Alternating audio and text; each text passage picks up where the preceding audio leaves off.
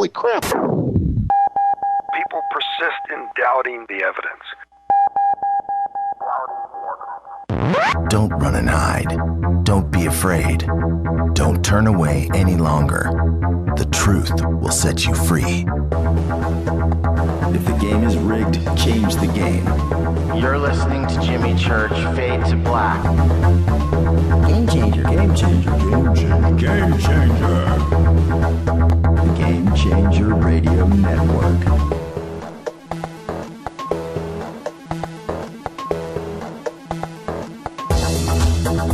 Turning all of our incentives towards Jimmy Church. And now, your host, the captain of conspiracy, the prince of paranormal. This ain't your daddy's radio network show. This is Jimmy Church, Fade to Black.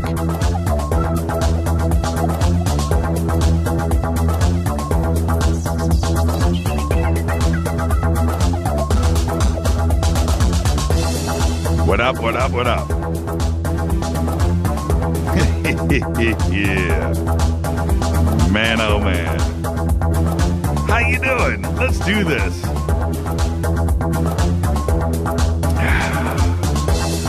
Fade to Black. Bespoke radio. For the masses. What's cracking, everybody? Today's Tuesday. July 28th. 210 days into the new year, 155 days left. We are live from the City of Angels Studios right here in Burbank, California. That's right, City of Angels. Otherwise known as COA Vapor. Makers of the Fade to Black e-juice, and it's called Fader Loops. Oh, you just don't know how good Fader Loops is. It's right there. It's on point. Just go to the COA banner, jimmychurchradio.com. Click on it. You can use the promo code Jimmy, Jimmy, for the Fader Not special. What is cracking, everybody? Fired up. I'd like to welcome everybody listening all around the world, all across the United States. Hither and thither, to and fro, back and forth, up and down, east and west, north and south, far and near. This is Fade to Black. For KJCR and the Game Changer Network and KGRA, The Planet. I am your oh-so-humble host, Jimmy Church. What is cracking? I'm ready. Tonight we have Mark Dice with us. That's right. Mark Dice will be with us at the bottom of the hour. The Illuminati, the state of the world. Tomorrow night, Stanton T. Friedman will be here. Always looking forward to hanging out with Stanton. The call-in number is 323-825-5045. You can also Skype in Fade to Black and the number 14. Big proud salute to the men and women in uniform all around the world, fighting the good fight for us. For without them, there is no me, there is no you, there is no us, and you could not hear me right now. I really need you to think about that for a second. Taking applications in North Korea, I hear. You could probably just skate right in. Just go, hey, I listen to Fade to Black. It would be instant labor camp. What's going on, everybody? I am fired up. Tonight, Mark Dice is with us. Got a lot of stuff going on and a lot of stuff to get to tonight. And I know I say that on every show, every night, but it's because we try to pack in so much into 3 hours. For all of you listeners out there that are brand new to the show, you know, you've heard about this thing, this phenomenon, this thing called Fade to Black, and you're here for the first time. This is a long-form conversation show. Tonight is going to be one of those nights that you are glad that you are here and that you found us. Mark Dice is one of the smartest guys that I know, and I've been watching him for years. Been keeping my eye on old Mr. Dice. Great author, very smart, a lot of research, the real deal. And so tonight he is with us. We have lots of subjects that we are going to cover. Now, that being said, Kat, by the way, that video, Darkness, that was amazing.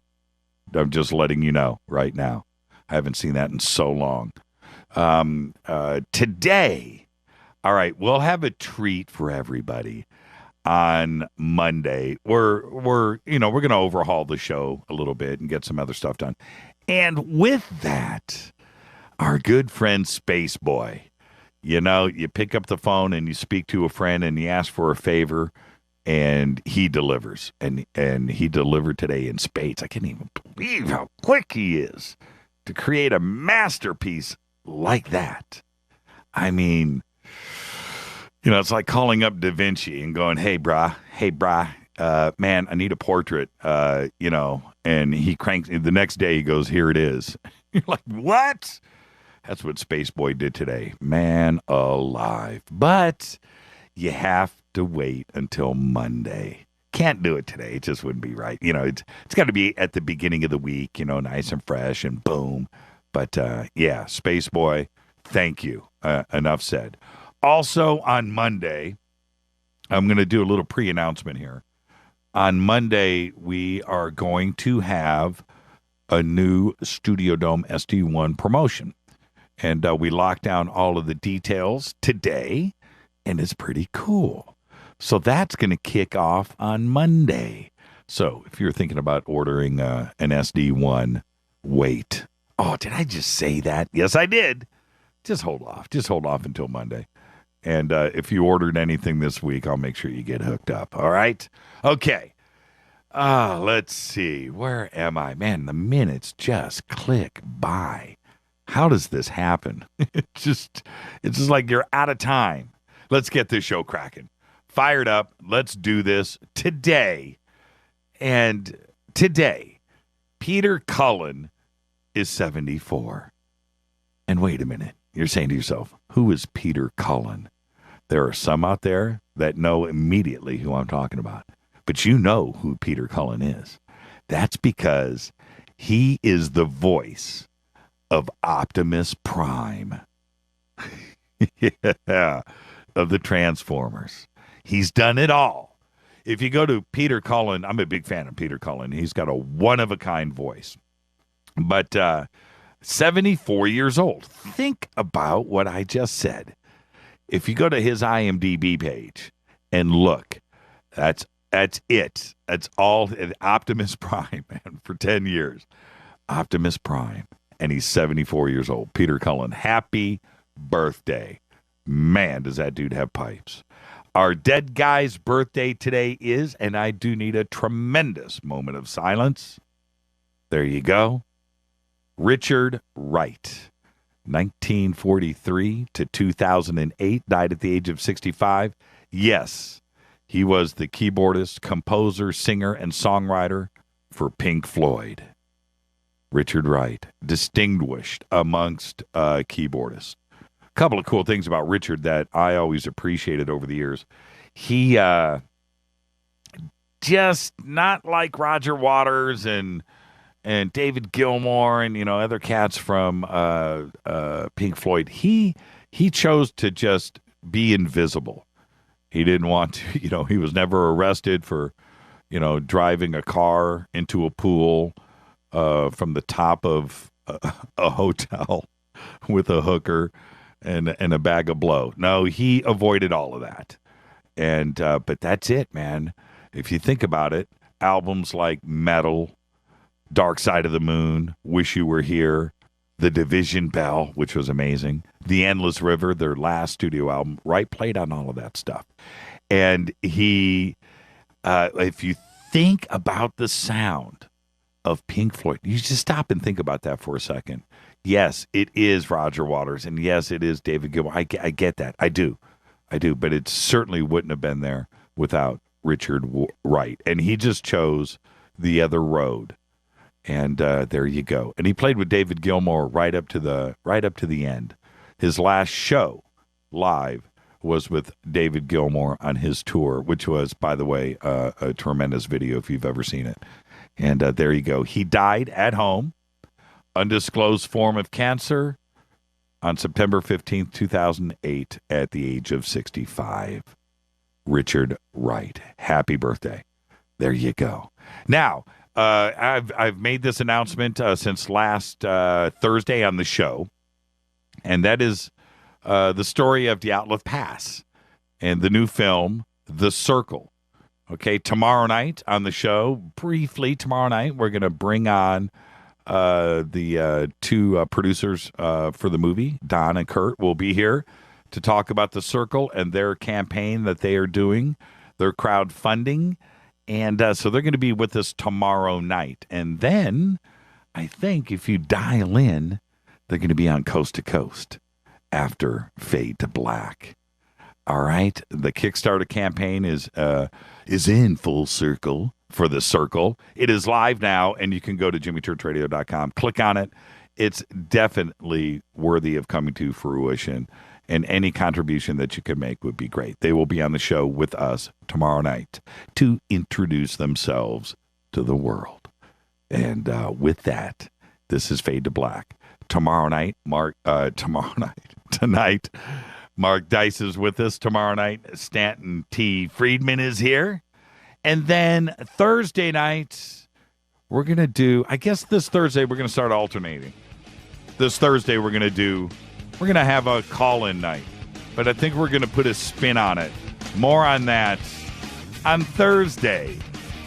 Yeah, this is Fade to Black on the Game Changer Network, bespoke radio for the masses, and KGRA, the planet. I'm your host, Jimmy Church. I'll be back with all the news that you know nothing about right after this. Stay with us.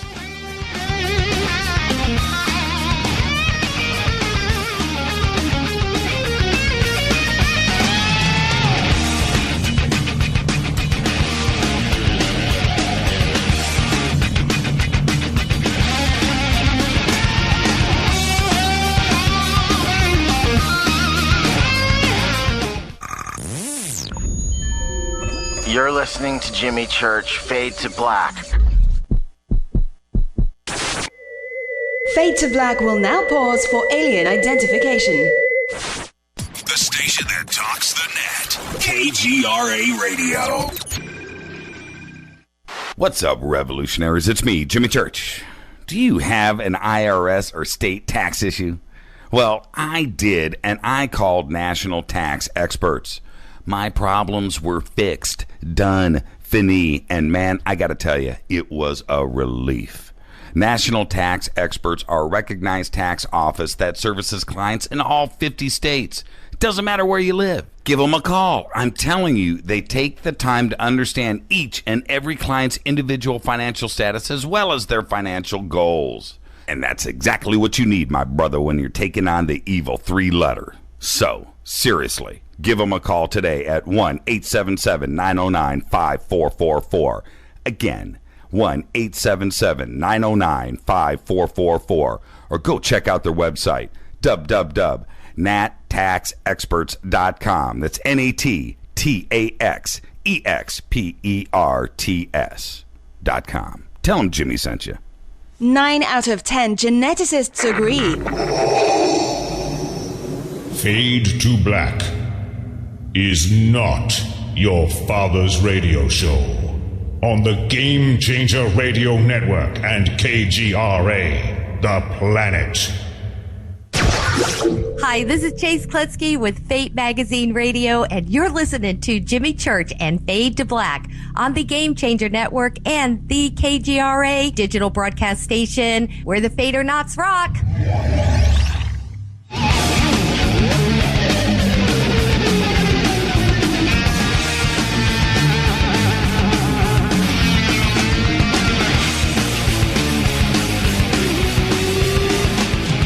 Yeah. Fade to Black, the Tuesday edition. Oh, man, why am I in such a good mood? Seriously, Tuesday, hanging out with the Fader-Knots tonight. Mark Dice is with us. What a week on the show. Tomorrow night, Stanton Friedman. Of course, Thursday night is Fader night. What's not to love? I'm in a great mood. Hey, did everybody see? You can follow us on Twitter, by the way, at JChurchRadio, hashtag F2B. That's the sandbox. Come hang out with us. And I just tweeted out a picture right before the show that I took at like 2 minutes to showtime tonight of my Power Vite. And lately I've had this weird little thing that I've been doing. And so before the show, about an hour before the show, when I get into the studio and kind of sit down and get my head together a little bit, I've been taking out my Power Vites and I put them right next to this little crystal pyramid that I have here in the studio that sits on top of one of the amplifiers here. And I don't know why the pyramid is on top of the little amp, but that's its home. And so then I've been parking a little Power Vite right next to it and just kind of charge it up. And I tweeted out, I don't know why this habit started, but now I can't take my Power Vite unless it charges up right next to my pyramid. So that's what that picture was. Charging the Power Vite, which I'm taking now, like I do every night on the show. Gotta love this stuff. You know what's really cool? When you take a strong vitamin like that, like a Power Vite, as soon as you put it in the mouth, you can that vitamin smell is being smelled by your mind. It's like it's bizarre, isn't it? Love vitamins, and I love my Power Vites. I do it every night on the show. I really, really, really do. I believe in them. I stand by them. Power Vites and my Power Mates. And, now they're pyramid charged. They are a complete multivitamin mineral formula designed to naturally boost your energy. These multivitamins go to work fast. They do it immediately. I take them. It's weird. When I take them in the show, I don't know. I could be wrong. But can they absorb that fast? It feels like it's instant. And maybe it's your brain releasing chemicals knowing that those extraordinary Power Vites are now in your system, and it's okay to get going now. Otherwise, it probably just holds back and is waiting for those vitamins. Then it doesn't get it. You get deprived. You get depressed. You get tired.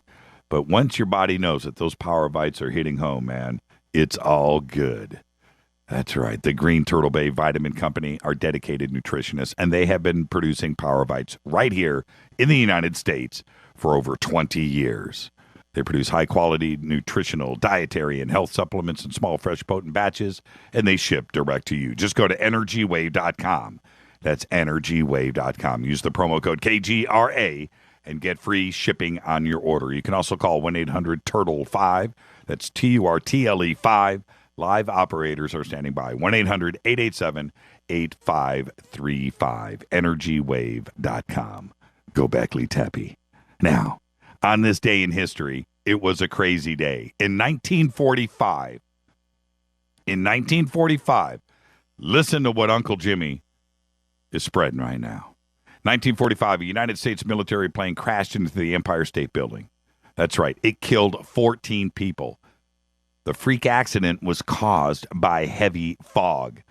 The bomber was flying through New York City, lowered its altitude, was trying to make its way through this fog, almost hit the Chrysler Building, swerved to avoid it, but that move sent it straight into the north side of the Empire State Building near the 79th floor. Upon impact, everything exploded. Fuel spilled all over the interior of the building, flames all the way down to the 75th floor. Sound familiar? That's right. Flames were just billowing out of the hole that the plane ripped open into the side of the building. The photographs are absolutely incredible. And you look at those pictures, and we posted those over on our Facebook page. If you go over and you look at those pictures, it is eerily reminiscent of 9/11, except for one big difference. The building didn't fall down. It's pretty trippy. Somebody responded today and said, so, Jimmy, but the B-25 is only 52 feet long, was probably only flying 100. What does that matter? It's a B-25 bomber, flew into the side of the building on the 79th floor, fuel everywhere, huge fire, and nothing happened. Well, 14 people died. Think about that for a second. Fader fact. Your chance of dying doubles every 8 years, no matter how old you are. And I did this one today. I actually found this out, and I just had to post this for Spaceboy, thinking about his spacesuit. When inside a spacesuit during a spacewalk, astronauts cannot whistle. And that is a fader fact. Doesn't make any sense. But, on Thursday night, I want to talk about the investigation that's ongoing with our half-alien, half-secret agent, Jeffrey Allen Lash, here in Los Angeles. So get your information together. I want to know what everybody has to say about this. We'll be talking about that on Thursday night. Marine salvage hunters have found the wreckage of an early 20th century submarine that was once part of Tsarist Russia. That's right. I didn't know the Tsars had submarines. That's right. Just off the coast of Sweden, where it seems that a lot of Russian submarines get lost and poke around. The sub sank after it collided with a Swedish vessel back in 1916, right before the revolution in 1917. The vessel, 66 feet long, 11 and a half feet in width, its hull is apparently virtually intact, and the craft's hatches are closed, which indicates that the 18-member crew's remains are probably still inside. More on this very, very soon. Spaceship Two, the co-pilot, and his name was Michael Alsbury, was not properly trained to realize the consequences of unlocking the vehicle's hinged tail section too soon, a mistake that led to his death and the destruction of the ship during a test flight California Mojave Desert last year. And the responsibility for the accident falls to Spaceship Two manufacturer Scale Composites, and which I believe is Virgin, right? But now they're saying that the company is owned by Northrop Grumman. I thought that was a Virgin company, and I find that interesting, but that's what they said on a webcast hearing that happened this morning. Very interesting. A Florida family of professional treasure hunters has discovered $1 million worth of gold coins and jewelry in a huge Spanish shipwreck from the 18th century. The Schmidt family, who are subcontractors for a treasure hunting company, 1715 Fleet Queens Jewels, LLC, discovered the treasure off the Florida coast on a wreck of the Capitana, the flagship of the Spanish treasure fleet. That's right. They found 51 gold coins, 40 feet of ornate gold chain, and a tricentennial royale, an extremely rare Spanish coin valued at over $500,000. Convicted spy for Israel, Jonathan Pollard, has been granted parole. Yes, it's been talked about all week, and now it happened today. He's been granted parole. Some are questioning whether that this is tied to this Iranian deal that we made with Iran over their nuclear production, and this was to pacify Israel. The United States says no, it wasn't. It's just a coinky-dink. But he will be released on November 21st. His lawyer announced it today. Pollard's release date of November 21st, exactly 30 years to the day of his arrest. Very interesting. When something smells funky like that, you hear me say it all the time on the show, don't you? Take the story, flip it over 180 degrees, and you get the truth. As soon as the State Department chimes in with, well, it has nothing to do with the agreement with Iran. Well, it does. That's the end of that. China is assembling what has been hailed as the world's largest radio telescope, the 500-meter telescope will boast a dish the size of 30 football fields, overtaking the Arecibo Observatory, which is only 305 meters in diameter, with a perimeter of about 1.6 kilometers. It will take up to 40 minutes to walk around this thing once. Now, the telescope is called FAST, F-A-S-T, which will be constructed deep in the mountains of the southwestern Gishu province. Gishu province, built on a naturally formed bowl-shaped valley, 500 meters. Insane. You thought Arecibo, you peep out a picture of that and you think, how can anything be built that big? The Chinese have something to say about that. As promised, Comcast is starting to offer the fastest internet in the nation, but it comes at a cost, $300 per month. That doesn't include an installation fee. This is when I go do my research, right? $300 a month. Installation fee, $500. Another $500 for activation. Oh, and then there's that added cost of equipment, taxes, and fees. And don't forget, the punitive fee if you break your 2-year contract. All of that is there. That means Comcast Next Generation Gigabit Pro, delivering data at 2 gigabits per second, will cost $1,300 to start. That's 200 times faster, 200 times more than the current high-speed internet networks right now. It's twice as fast as Google Fiber, which is only just now starting to expand across the country. You could theoretically download an entire music album in less than 3 seconds. 3 seconds. A feature-length movie, 15 seconds. Maybe 19. Depends on how long the movie is. Unbelievable. And this is the other good news about it. If you can afford it, you can send as quickly as you can receive. Insane. $300 a month. The conspiracy theorist trio known as the Lone Gunman will now appear officially in the X-Files 6-episode event. Fade to Black, right here, myself, has confirmed.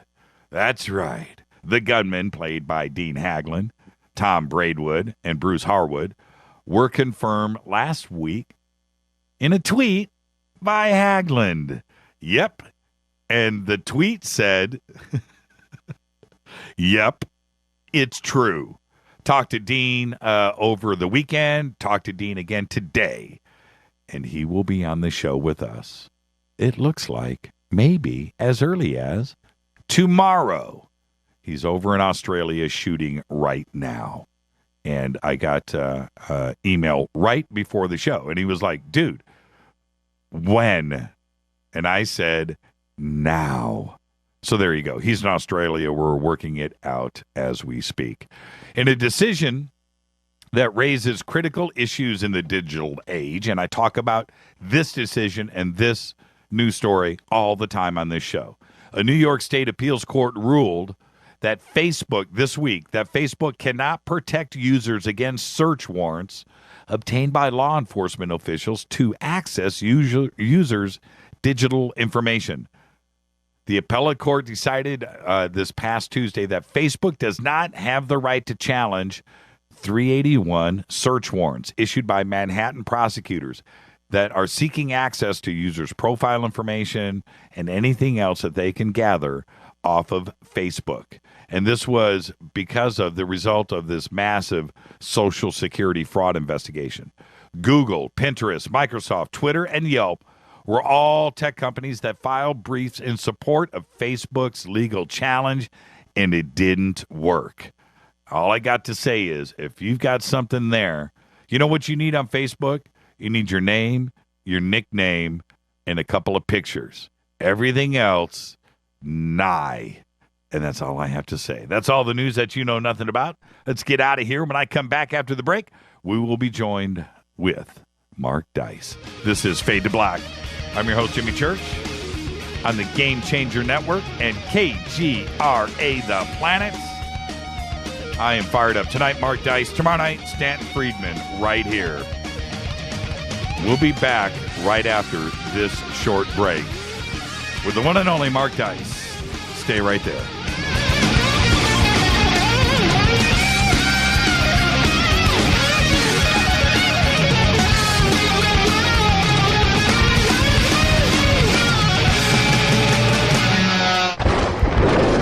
This is Fade to Black with Jimmy Church on the Game Changer Radio Network and KGRA, the Global Radio Alliance. The station that talks the net. KGRA Radio. Hi, this is Jimmy Church of Fade to Black. Today, everybody, the Fadernauts and planet Earth is vaping. And I'm very proud to announce our very own e-juice. When we were approached by City of Angels Vapor about Fade to Black e-juice, I wanted to make sure that it was the very best and that the flavors were something that I could create myself. And we did just that. Introducing Fade to Black Fader Loops. This will take you right back to Saturday morning cartoons and your favorite bowl of Fruity Loopy cereal. Just click on the banner or go to www.coavapor.com. Enter the promo code Jimmy for the Fader Not special. That's www.coavapor.com. Go back, Lee Tappy. Hi, this is Ray Hobbs here repping the planet, and you're listening to my good friend, Jimmy Church, Fade to Black, on the Game Changer Network and the KGRA digital broadcast station.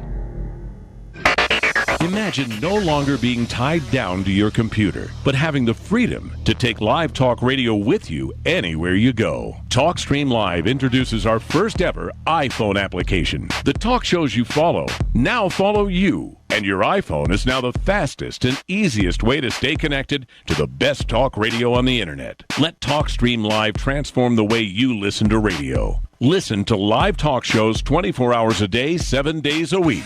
Mobile talk radio from TalkStream Live. Now available in the iTunes App Store. This is Toby Kebbell. You're listening to JimmyChurchRadio.com. Don't hurt me, Jimmy. I'm only little. Hey, I'm Adrian Grenier. And this is Ari Gold. We're the Honey Brothers. We're of the Honey Brothers. Hey, I'm Adrian Grenier. And I'm Ari Gold. We're the Honey Brothers. And you're listening to Jimmy Church. The Revolution. Attention, all Fadernauts. Studio Dome has a special deal on their SD1 Bluetooth speaker. Just go to jimmychurchradio.com, click on their banner, enter the promo code Jimmy, and you get $40 off and free shipping on the SD1. It's voice activated, comes with a USB antenna, cables, and a carry bag. Never listen to your phone, tablet, or laptop speakers ever again. It's the only way to listen to Fade to Black. That's jimmychurchradio.com, Studio Dome banner, promo code Jimmy. Go back, Lee Tappy. This is Micah Hanks of the Gralien Report, and you're listening to Jimmy Church on Fade to Black, across the globe on the Game Changer Radio Network and the one and only KGRA Radio, The Planet.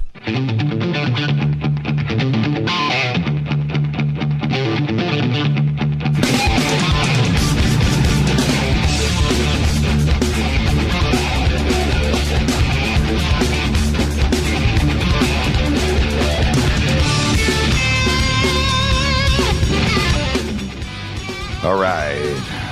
Welcome back, Fade to Black, the spoke radio for the masses. I'm your host, Jimmy Church. Tonight, Mark Dice is with us for the duration. I have been following Mark for years, and he is somebody that had very early on opened up my mind to so many different things and so many different angles. Also, with a serious look at research combined with, I think a good dose of a sense of humor when we look back at our great country and our world around us. And I have followed Mike. I'm excited to have him on the show. He is an author, a media analyst. He specializes in exposing secret societies and the power of mainstream media and celebrities that are shaping our culture. His YouTube channel, this is no joke, has received more than 100 million views, and I have the feeling it's probably pushing 200 million today. He has been featured on every mainstream talk show. He has been on Ancient Aliens, Conspiracy Theory with Jesse Ventura, Secret Societies of Hollywood, and a whole lot more. His newest book is The Bohemian Grove, Facts and Fiction. available on Amazon.com. You can also download the ebook right now to your tablet from all major ebook stores. I would like to welcome to the program Mr. Mark Dice. Mike, how are you tonight, sir? Pretty good. Thanks for having me, and especially to talk about the Bohemian Grove, which just wrapped up this past weekend, and especially interesting since there wasn't a peep about it, of course, in any major mainstream media again, as we can understand, because, well, when you start looking into the Bohemian Grove and the cremation of care and the human sacrifice kind of reenactment ritual that kicks it off, a little hard to explain to the general public, Jimmy. Mark, I went this week, and I think it was wrapping on the 26th, like 2 days ago. So I jump in, do my little Google search on the activities of the week. There was not one press release about Bohemian Grove this week. Not a peep in the media. The only outlet that did cover it is the local Press Democrat out of Monterey, which is the small little town where the Bohemian Grove is located, and they do cover it every year, but that's it. There was nothing, and that wasn't even until a week after the cremation of care, which is incredible, which kicked off on the 11th, always the second Saturday of July, and then the party goes on for about 2 weeks, for 3 weekends, so it did just wrap up on the 26th. So some guys come for just a couple days. Some guys, to get away from their wives, will hang out there for a week, perhaps even for the entire encampment. So even if for a lot of maybe your audience probably heard of the Grove, but I'm confident that we can get into a lot of issues and specifics about the Grove that hardly anybody has really paid any attention to or heard of. They've just been sort of buried. The Bohemian Grove really is one of the most fascinating topics in this whole Illuminati mosaic. So I've been able to piece together a lot of the puzzles of this place, and I actually have 4 different copies of the Annals of the Bohemian Grove, the Bohemian Grove yearbooks. Oh, man. Which I've been able to get, which is where these photographs come from. Most of the photographs that you see on the internet are from the rare occasion when one of these yearbooks will make its way into somebody's hands who knows what the Grove is, and they've occasionally scanned some of these photos. And recently, just on my YouTube channel, I posted some never-before-seen photos that I personally scanned out of the copies that I have. So you can go and take a look at those later if you want. I have a great idea. You and I, Bohemian Grove next year, and let's go crash the Hillbilly compound. What do you say? Are you down?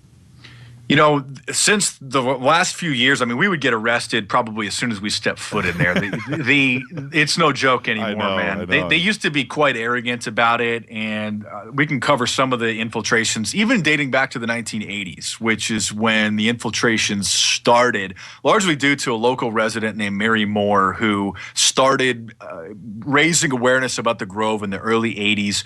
And so they raised a little bit of awareness about it. And so occasionally people back in the 80s snuck in there. There was a guy in 1982 from Time magazine who snuck in. His story was never published. He was discovered and arrested and kicked out. In 1989, there was a guy named Philip Weiss who was writing for Spy magazine who successfully snuck in, hung out in there for a couple hours, and wrote a very revealing article about it. And he actually witnessed a lakeside talk by General John Chain, who urged the audience to pull some strings to get the $45 billion that he wanted for the B-2 bomber program. So we can get into some of the lakeside talks, some of their symbols, the saint of the Bohemian Grove, the motto, the different camps. The lakeside talks particularly fascinating, but a whole bunch of information that I'm sure many people have never heard of before. So thanks for having me on. Yeah. Let's get to that. And speaking like that in such a direct way, I have to ask you, what happened as a young man? You took a left turn or a right turn somewhere that led you down this road that you're on now. What happened? Right after I graduated college, I got a bachelor's degree in communication in 2004, and I was always studying and writing papers and giving presentations in college. And after I graduated, I had this sort of void, and that's kind of a coming of age moment where I started piecing together this mysterious puzzle we call life, and had a lot of extra free time on my hands to study issues that I was interested in as opposed to what was assigned for homework. And I started figuring out about the fraud that led us to the war in Iraq, and that led to the 9/11 inconsistencies in the cover-up, and that led to the Bohemian Grove and the Builderberg Group. And, this was back in 2004. This was before YouTube. This was before social media. I mean, there was really hardly any information available about a lot of this stuff. And so I just started obsessively studying about it, started putting these pieces of the puzzle together, published the Resistance Manifesto, my first book, in 2005, and just sort of hit the floor running. And I started off really trying to bring awareness to these issues by calling into a lot of major talk radio shows, because having a bachelor's degree in communication, I understood the power of the mainstream media, understood that these people were not reporting on these issues. And so, as you know, as we talked about before the show, I've called into a lot of these major radio shows years ago and addressed a lot of these issues, and those calls are recorded. I got the segments from their archives, posted them on YouTube. You just search for Mark Dice, Sean Hannity, Mark Dice, Alan Colmes, et cetera, et cetera.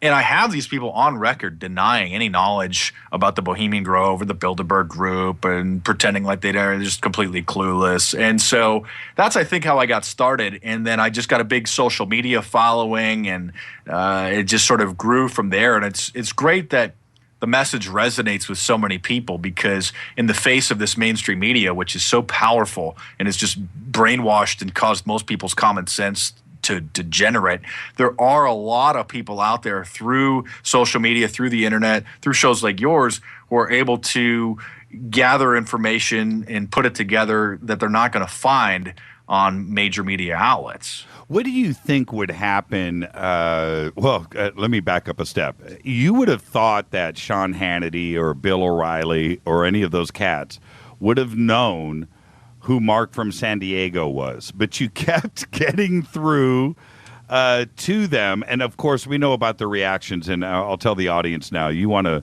really listen to how mainstream media and mainstream radio responds to somebody that just wants to ask some simple questions. Go to Mark Dice's channel and check out some of those videos. They're funny, but they're also enlightening at the same time. Now, Sean Hannity has me blocked on Twitter, by the way. I bet well, now, like Sean Hannity, if you spoke to him privately, I mean, and just went up to him, do you think he would be a different guy? Or do you think he's just dickish by nature in the way that he reacts, to callers like you? It's a show. He's speaking to millions of people. He has millions of dollars at stake in terms of his paycheck and sponsors. He can't talk about these things. He's under a contract from his distributor where he can't specifically mention certain topics, certain issues. He knows that if he starts talking about the weirdness of the Bohemian Grove, he's either going to get fired, he's going to have his major political guests that are frequent his show stop talking to him. He's going to lose access to the top politicians and the presidents, the people that he always interviews.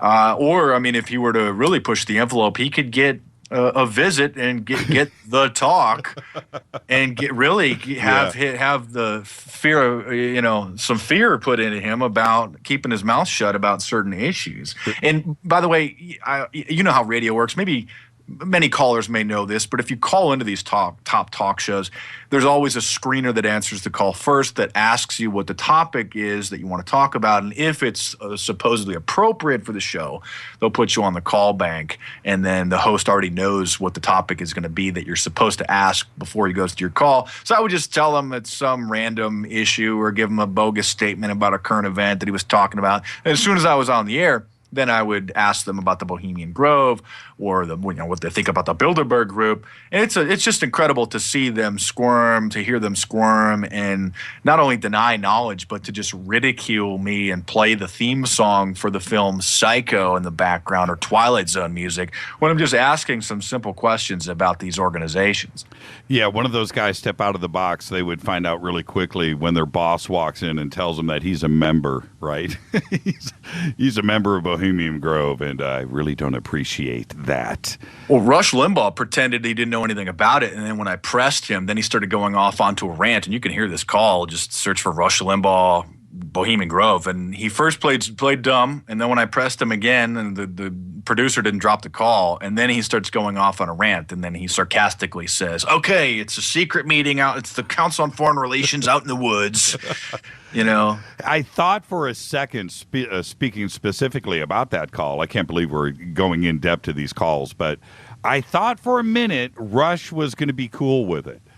I did. I really thought that he was gonna go there, and then of course, he took his right turn, and that was the end of that. Yeah, I mean, for those who don't know, I mean, maybe people have probably stumbled across the Bohemian Grove, but we can get into some of the details. I mean, this is a place. It's a 4 square mile privately owned forest owned by the Bohemian Club, which was started back in San Francisco back in the late 1800s, mainly started by artists, musicians, and writers as an excuse for late-night drinking for men and those who supported bohemianism, which was quite trendy in the late 19th and early 20th centuries. And then it sort of evolved from a bunch of artists and musicians to a club of businessmen.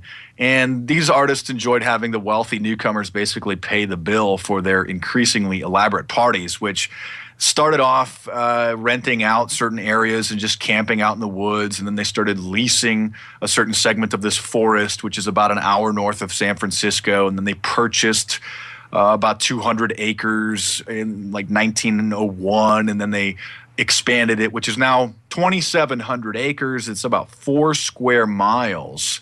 And it's sort of like the Builderberg Group's company picnic, where every July for 3 weekends, about just over 2 weeks, about 1,000 of the world's most powerful men meet and have a little summer camp, little sort of informal gathering.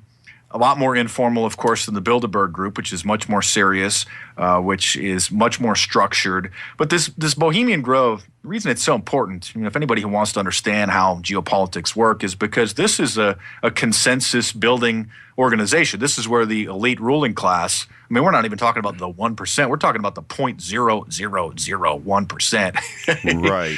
The elite of the elite, the super class, the ruling elite, the Illuminati, whatever you want to call this small group of people. This is where they go and hang out.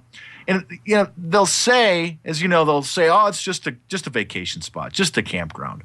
Well, why is it that they have lakeside talks every day after lunch where powerful speakers from generals within the United States military to former heads of the Central Intelligence Agency come and give off-the-record talks about their areas of expertise? And this is where Richard Nixon admitted that his presidency, the road to his presidency, was kicked off in the Bohemian Grove from his lakeside talk.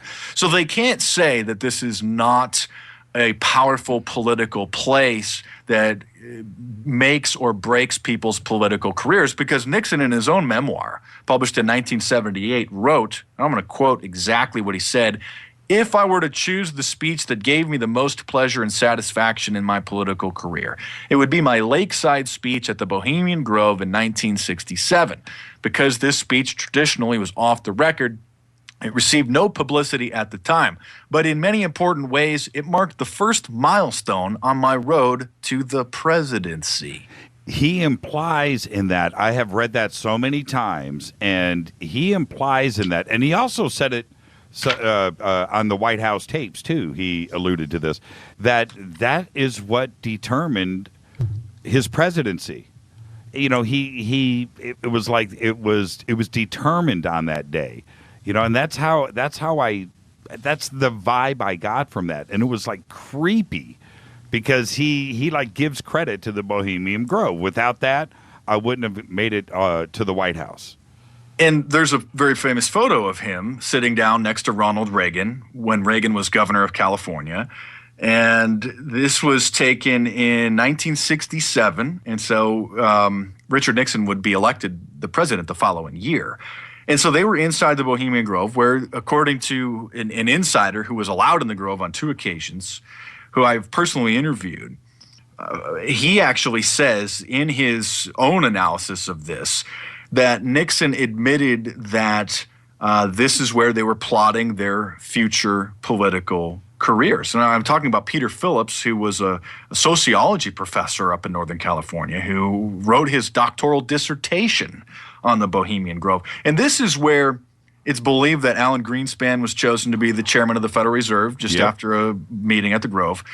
It also is believed that Arnold Schwarzenegger, when he decided to launch his bid for governor back in 2003 of California in a special recall election for then-Governor Gray Davis, all of the sources say that he was given the green light by the establishment shortly after a visit to the Grove.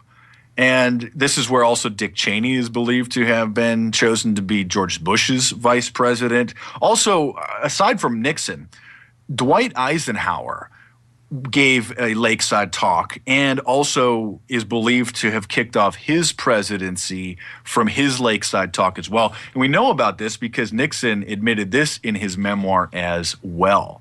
And so Eisenhower, of course, later sort of realized how the establishment works and gave his famous speech about the military-industrial complex during his farewell address in '61. But he also had his career started in the Bohemian Grove. Would you and take this question serious? You know how they look to artists, they look to creative people in the San Francisco area. They get the honorary membership. They don't have to pay the $25 large and the dues every year, and you can become a member without being an elitist. But what would you say if they approached you and said, "Hey, you know what? We want to silence this, Mark. We want to make you an honorary member. Come hang out with us next July." What would you say? No, I mean, I wouldn't be a member. I would go if I was invited to witness the inside of the Grove for myself. And I've interviewed several people who have been there as guests. I've interviewed a former employee who worked there, Chris Jones, no relations to Alex Jones, who worked there in the summer of 2004 and 2005. And we can clear up some of the more wild allegations because a lot of people think as a whole that the Bohemian Grove is evil, that some people really believe that as a whole, the whole group is sacrificing children. I want to make it clear that it's broken down, and you know this, into about 100 really different sub-camps. Right. And so, and the reason for this is to provide networking opportunities for people that are in the same field. So you'll have members of the military broken down into one camp. You'll have people that, like the Hillbilly Camp, which is the Bush family belongs to, whose sign is a Hovencliff devil figure, by the way, is made up of people from Texas. And so the Rockefellers have a camp. There's a camp that's made up of the Joint Chiefs of Staff in the military. The Hillside Camp. And the Joint Chiefs of Staff, for those who don't know, are the heads of all the military branches. So you're talking about the top general in the Army, the top general in the Navy, the top general in the Marines. All of these guys are, or many of them at least, are members of the Grove, and then they're in their own camp. And so you have these different camps that are range from anywhere from a dozen to 100 different guys. And so maybe later in the show, we can get into some of the more horrific allegations about child sacrifice and snuff films, et cetera, et cetera.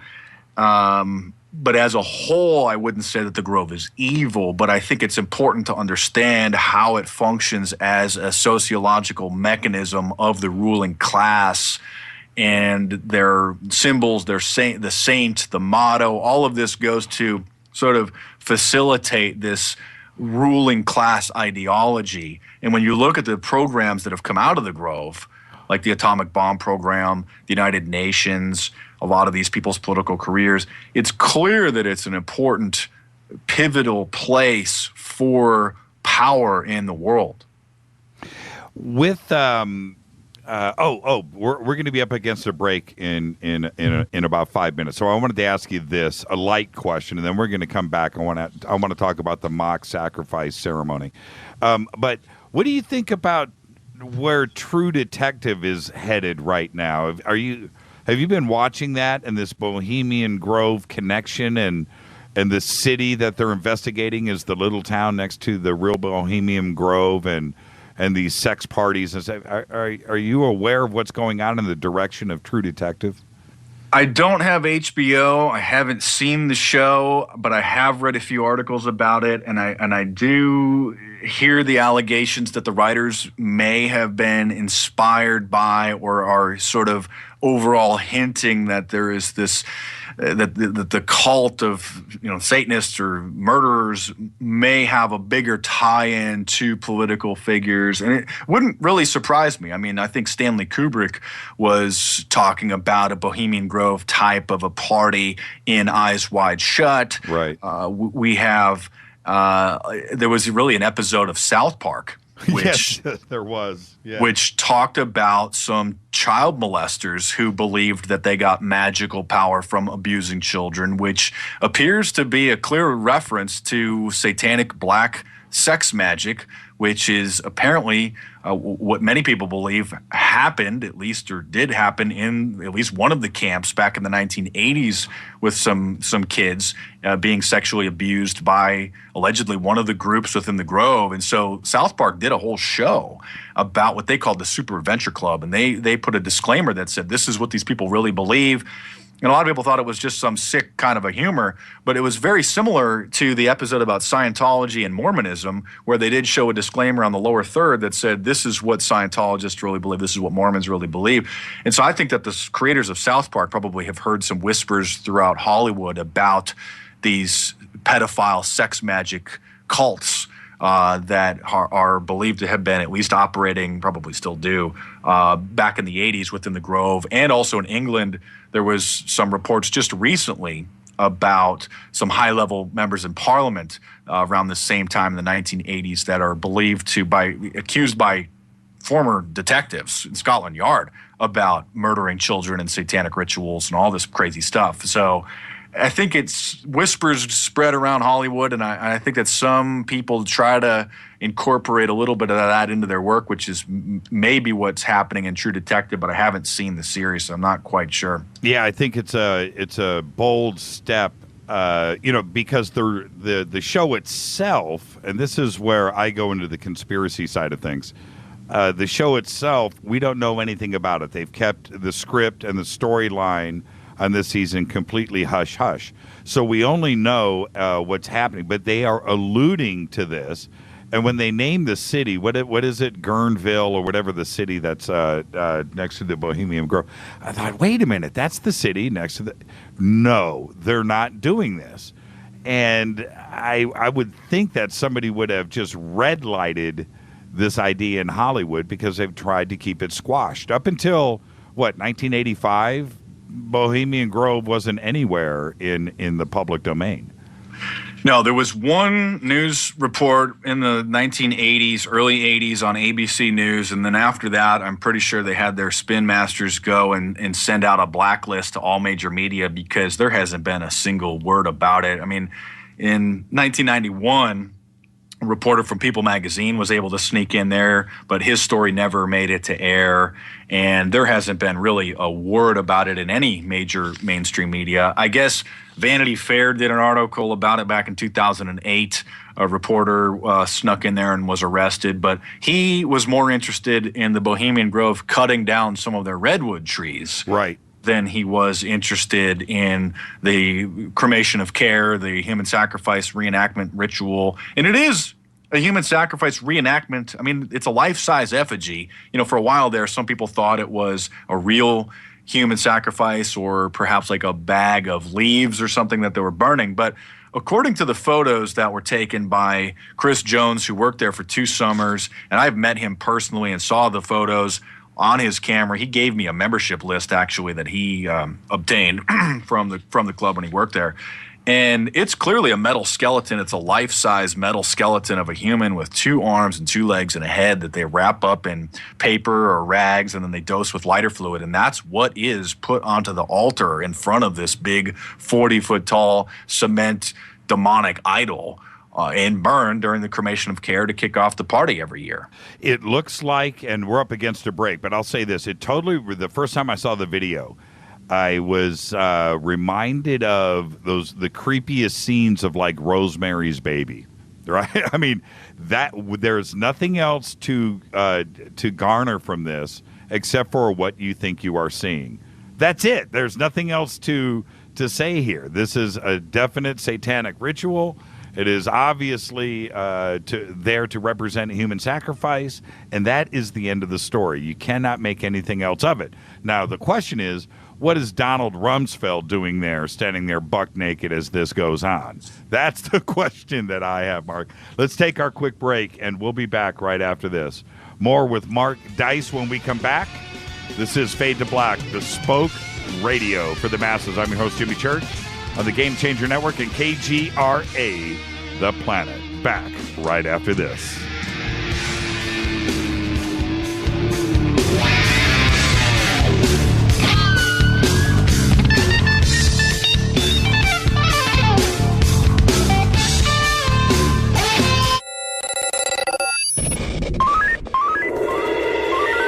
Way out here, we listen to Jimmy Church. You're listening to Fade to Black. Always on the edge of the hottest alternative talk. Jimmy Church with Fade to Black. KGRARadio.com. Hey, everybody, what's up? Jimmy Church of Fade to Black, and check this out. The 2015 MUFON Symposium will be held this September 24th through the 27th in beautiful downtown Irvine, California. Expanding ufology, opening new doors in academia, industry, and media. Former Defense Minister of Canada Paul Hellyer will be there in person. Former CNN news anchor Cheryl Jones, TV news journalist Jaime Maussan, and MUFON's chief photo analyst Mark D'Antonio. They're just a few of the growing list of names for the 2015 event. It's September 24th through the 27th at the beautiful Hotel Irvine. Get your tickets today at MUFONSymposium.com. That's MUFONSymposium.com. Go Beckley Tepe. ¿Qué tal, mis amigos? Yo soy Mario Carson, el tiburón, y los invito para que escuchen a mi buen amigo Jimmy Church Radio. ¡Claro que sí! Did you ever turn to your radio for your favorite talk show to find that it's been preempted for this? In the air to deep right center. Back goes Lewis to the wall, and it's out of here!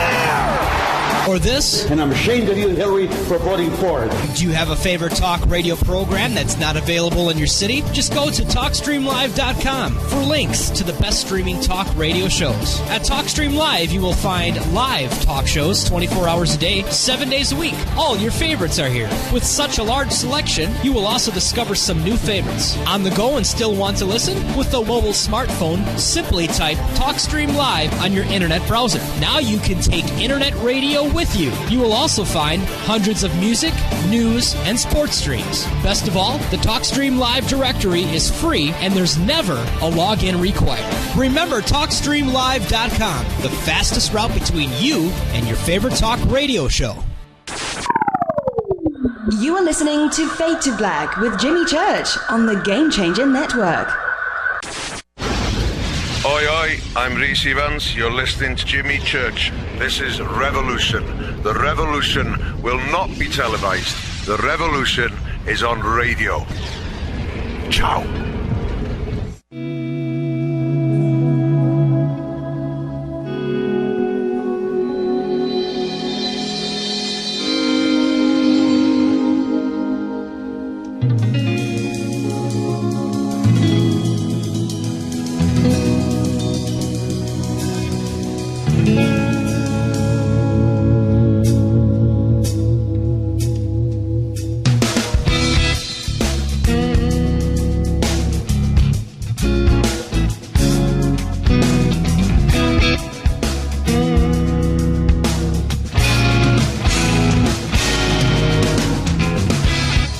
Welcome back. This is Fade to Black, Bespoke Radio for the masses. Tonight, Mark Dice is with us. We're talking about the Bohemian Grove. We'll probably venture into some Builderberg stuff, but I also want to talk about this great country of ours too, and some of his videos. Mark, I have a bunch of questions that have lined up here in Twitter. And by the way, follow us on Twitter at JChurchRadio. And if you hashtag F2BQ, that's Fade to Black Questions, that feed will get to me right directly into the studio, and you can fire off some questions. And I'm just going to go to this. I'm going to get these out of the way before they get too out of control. Sure. He says, ask Mark if he thinks it's suspicious that Alex Jones was not dirty or sweaty after sneaking into the Grove. It's crazy when you start seeing some of the conspiracy theories about conspiracy theorists. Right. And a lot of people think that he was allowed in there to have to expose them, or he's a part of it. It's just amazing to see how some people, they really just go over the edge. But, back in 2000 when he snuck in there, and he was actually with a producer friend of his, Mike Hansen, who I've spoken to many times about this. And they were able to get in there and out, and they hung in there for 4 hours or 5 hours and got the video, which is so damning and impossible to brush off as just being some ordinary summer camp. So there's no way in hell that they would allow him to get in there. Actually, from interviewing Mary Moore, the local resident who started protesting them in the early 1980s and organizing people to infiltrate and trying to encourage employees to sneak brochures out. So she said for some period of time there, they started securing the membership lists and the program guides underneath a sheet of glass or in a glass case, because employees would keep stealing them and leaking them out to her and others. So I think that Alex's infiltration, and many people don't know this, but Mike Hansen was with him. I think it was 100% legitimate and a very, very courageous. I think the Bohemian Grove was quite arrogant. I don't think they quite expected something like that would happen. And I know from speaking with the former employee that after that, they dramatically increased their security. And if you attempt to get in there, you will most likely get discovered. They have extreme surveillance technology. But I think that the infiltration 100% was legitimate. Yeah, you'd be the guy in the cremation of care. And, if they would have, and I've often thought that the video was legitimate, and the reason why the infiltration was legit is because if it was anything else, then it would have been a crystal clear video. He would have had that thing set up on a tripod, and it would have been a photo op. And that's not what this video represents. It represents some guerrilla tactics. So, no, I think it stands on its own. Yeah. Next question. Do you think that the sacrifice is fake or real? In that, what is it actually representing? You're in the 80s, 90s, early 2000s, a lot of people thought that they were actually killing a person, a real human sacrifice, or perhaps a child. And it's reasonable to believe that. It was reasonable to believe that until we got further evidence of it. And it is an effigy. It's a papier-mâché metal skeleton, as I've said before.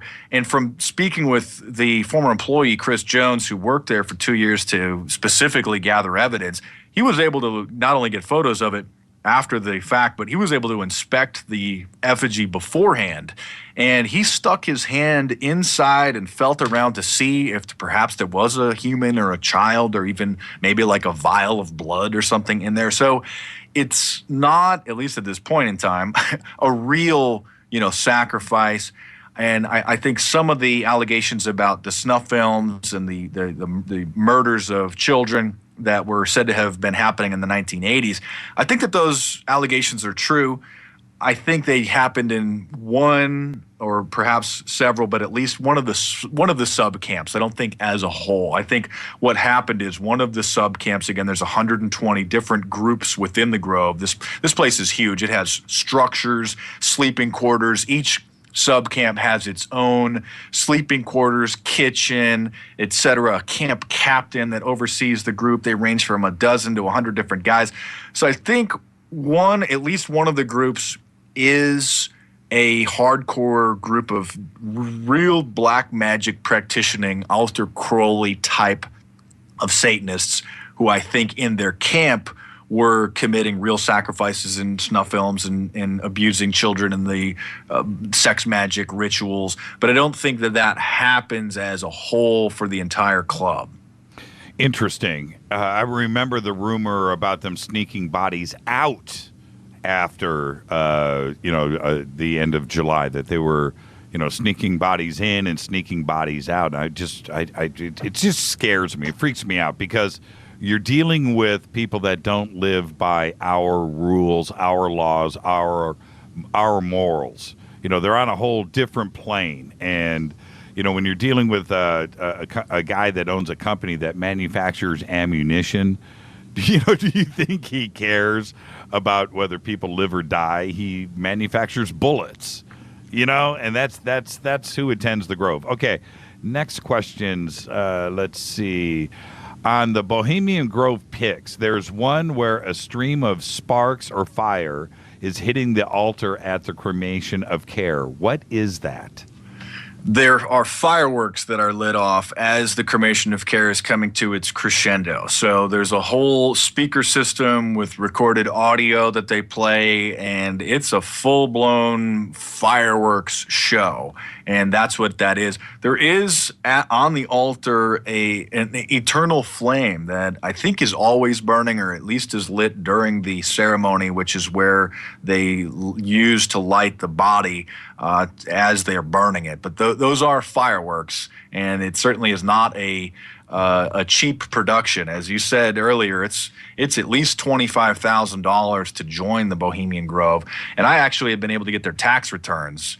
And because they have to have a checking account, they have a business entity, and they're operating as a 501c3 entity, or a 501c7 rather, which is a social club. And so their financial reports have to be made available for public scrutiny, and I've been able to get them.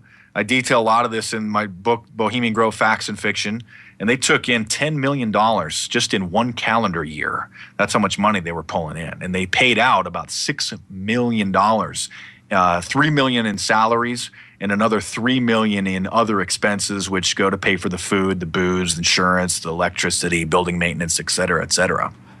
Is it true that Walter Cronkite's voice was used for years as the voice of the owl during the cremation of care ceremony?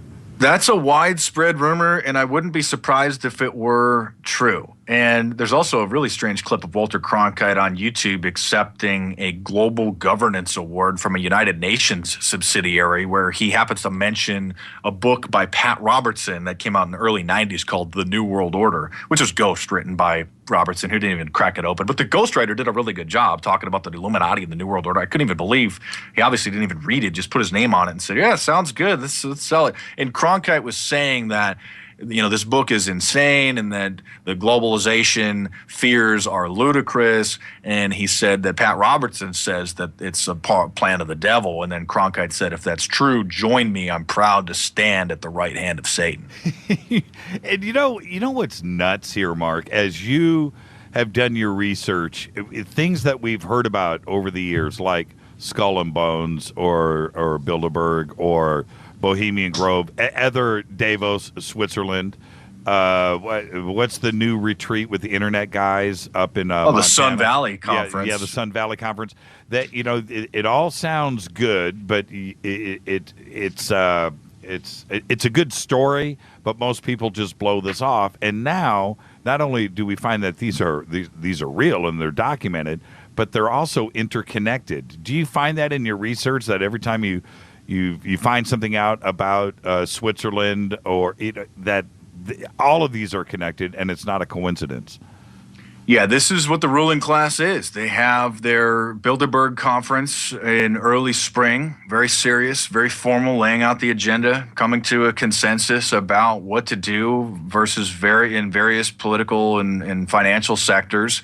And then we have the Bohemian Grove and the Sun Valley Conference over in Sun Valley, Idaho, which is right. A very little known meeting that happens every July, where the tech moguls and media moguls go, and that's sort of an auctioning block for up and coming media or tech companies. Where this is where deals like Facebook being purchased, Instagram being purchased by Facebook. This is where all of these deals go down. This is where Comcast bought NBC. This is where most of these financial big shots go to buy up and coming media in order to sort of head them off at the pass. And they fly out to this little town out in Idaho. And that is sort of it's like a Bilderberg group of media moguls in, tech, startup, social media, largely now a part of that. business as well. But there's a lot of overlapping. I mean, the Bohemian Grove is basically like a Skull and Bones family reunion, or a Skull and Bones for adults. I mean, the Skull and Bones obviously over there at Yale for the college kids, but certainly not a fraternity. That's why when you really do your research, you can really peel back the layers, and the mainstream media will report on some of these issues and try to give these plausible deniability stories. Oh, Skull and Bones is just a fraternity. Oh, I'm sorry, it's actually a postgraduate network. Right. They don't join until their senior year. They're gearing up and for a postgraduate society. Fraternities have alcohol and parties. There's no alcohol allowed in the Skull and Bones headquarters called the Tomb. No. They have meetings twice a year or twice a week called sessions where there's no alcohol allowed, because they're preparing themselves for a position in the ruling class. So if you really do your research, and this is why I've compiled all this information into my various books over the last 10 years, you can really get a good idea of what it is that we're dealing with here. It's not a coincidence, that Bush's Bilderberg, Bohemian Grove, and Skull and Bones connected. It's just not. It's not. There's no sane person that can look at that and go, no, they're not related. It just worked out that way. And how about this? When George W. Bush was first elected, he appointed a handful of bonesmen to high-level positions within the government. Like, he nominated William Donaldson as chairman of the Security and Exchange Commission. He's a Skull and Bones alumni. Edward McNally, given a position in the Department of Homeland Security, Skull and Bones. Robert McCollum, Assistant Attorney General, Skull and Bones. Roy Austin. John Kerry. Yeah, John Kerry, his fake opponent for the election. And they had both sides covered. Is that coincidence? It's how they roll. And if you look back at the Bush family history, a lot of people are probably familiar that George W. Bush's father, Bush 41, is a member. Not was, is. He's still alive. He's still a member. Former head of the CIA, former president. Prescott Bush, Bush's W's grandfather. But also, there's a whole bunch of other Bush members. His uncle Jonathan Bush and John Walker, his other uncle, George Herbert Walker III, his great uncle, all of these people, his cousin Roy Walker, all of these people are Skull and Bonesmen. And if you look back at history, the Skull and Bones Society, you're talking about people like co-founder Alfonso Taft became the head of the Department of War, which was renamed the Department of Defense in an Orwellian fashion, doublespeak fashion.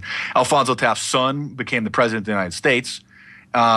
Pierre J., Skull and Bonesman, first chairman of the Federal Reserve Bank in New York. Winston Lord, chairman of the Council on Foreign Relations. Percy Rockefeller, on the board of Brown Brothers Harriman and Company, trading with the Nazis, had their assets seized in 1942 under the Trading with the Enemy Act after they were just discovered helping to fund Hitler. This is the Skull and Bones family here. Yeah, it just keeps going on. You would think, Mark, and most people, they need to understand, it's not a membership of 100 or 200 guys per year out of the senior class.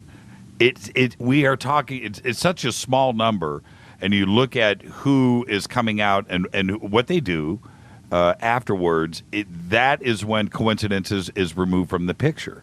Yeah, there's 15 people that are chosen to be Skull and Bonesmen, and they're recruited. You can't go and pledge to join like a fraternity. You can't just go up and say, "Hey, guys, I'd like to be a part of your group." No, they decide and recruit and tap, as they say, every spring and get people prepared to replace the outgoing seniors. It just keeps going on and on. The Skull and Bones members in positions of power, former speech writers, Nixon's and Ford's speechwriter.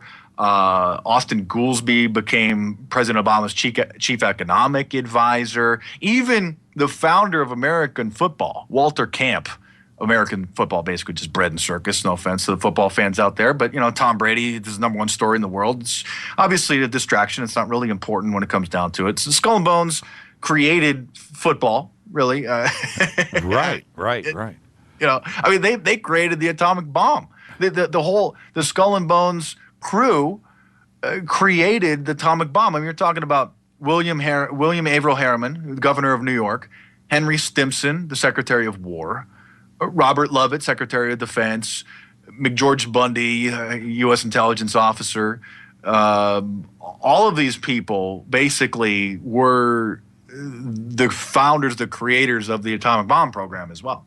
Do you think, and I know this is opinion and it's subjective, but do you think, as they sit around, twice a week, that they actually know what their future is and they're able to contemplate and think about the future, from that perspective on those terms? Yeah, because they're given a taste of what their future might be at these sessions, because they have skull and bonesmen come and speak to them that are already in these high-level power positions. They come and sort of give them a taste of what they could do if they're going to go along. And, really about a third of the Skull and Bones members are active members. So later on in life, some people sort of fall out. And by the way, they only recruit people who are ready to be in positions of power career-wise. So they're very careful about who they choose. They're not going to choose somebody who wants to become a teacher or a scientist or something like that. They're talking about, they pick people who are lawyers, who are working towards political gains, because those are the careers that hold positions of power. Obviously, if somebody is deciding to go into education or is going to become a scientist, not a lot of power in that. So they're mainly lawyers and future politicians, because those are the people who can pull the strings and shape society and shape the culture. Yeah, I would think that, John Kerry at the age of 22, right? 21 years old, 22, probably knows at that point that he is probably going to be Secretary of State. That for a 22-year-old, and that is what's going down in Skull and Bones. And I really think that their futures are predetermined. Like you said, the Bonesmen are coming and speaking to them. And I think somebody probably whispered in his ear, dude, Secretary of State, so start focusing now.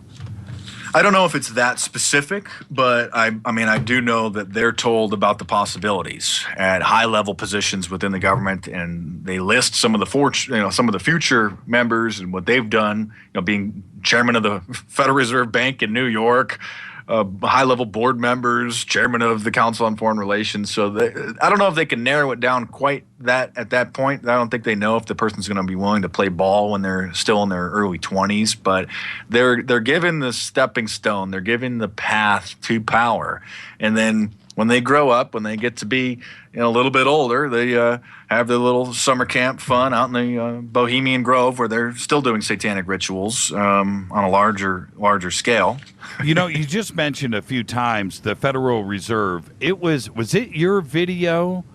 Was it you? I'm trying to think now. I saw it a while ago, where you guys went up to the Federal Reserve and were hanging out with the police. Yeah, Luke Radowski and I were out there a couple years ago after Builderberg in 2012. We went to D.C. and we were walking around and we were videotaping the bank, and the police came and told us to leave, and they were Federal Reserve police. It wasn't even local D.C. police. They had on their arms, they had patches that said Federal Reserve Police, and I tried to walk in the front door. And this is all on video. You can find it on my YouTube channel, youtube.com/MarkDice, D-I-C-E. And the security guy stopped me and said, this big guy, you could see him in the video. He was like 6'6", 280 pounds. How tall are you, Mark? I'm 6'3". Right. And this guy was huge. And he said, please step off. This is private property. And so then we caught him as, of course it's private properties. This is obviously not a branch of the government, because if it was a government property, that's a little bit different. And we caught him on tape that it is private property. I remember, it's been a while since I saw the video, so help me fill in the blanks. I remember two things. I remember it was very intense. Like, I thought that somebody was about to get shot or arrested or something was about to jump off. You could feel the tension, but at the same time, you're trying to make light of it and trying to crack some jokes, and they wouldn't have anything of it. Was the video, was that incident as intense as it seemed? Because I remember it was like nail biting. Yeah, I mean, I'm talking about this probably 6'6", 6'8" dude that comes out in plain clothes. Oh, the black guy, right? Yeah. Yeah, he was huge. He was enormous. And so he comes out, and they told us to leave. And so as we're walking down the sidewalk then, I'm just sort of making fun of them with a megaphone. And the guy accused me of assaulting him because, we bumped shoulders or something as we were walking. Yeah, you brushed up. I brushed up. Don't hit me, he says. Oh, I'm sorry. Apparently you're too weak. You can't just have somebody bump into your shoulder. But it was incredible, man. I mean, a few days before that, I was at the Builderberg 2012 protest in Chantilly, Virginia. And the night before Builderberg kicked off, I went into the bar in the Marriott Hotel. I sat down to have a drink and just to kind of see what was going on. This is the day before it was shut down. And this guy sits down a couple seats from me, looking like a security guard. I turned to him and I just said, Builderberg.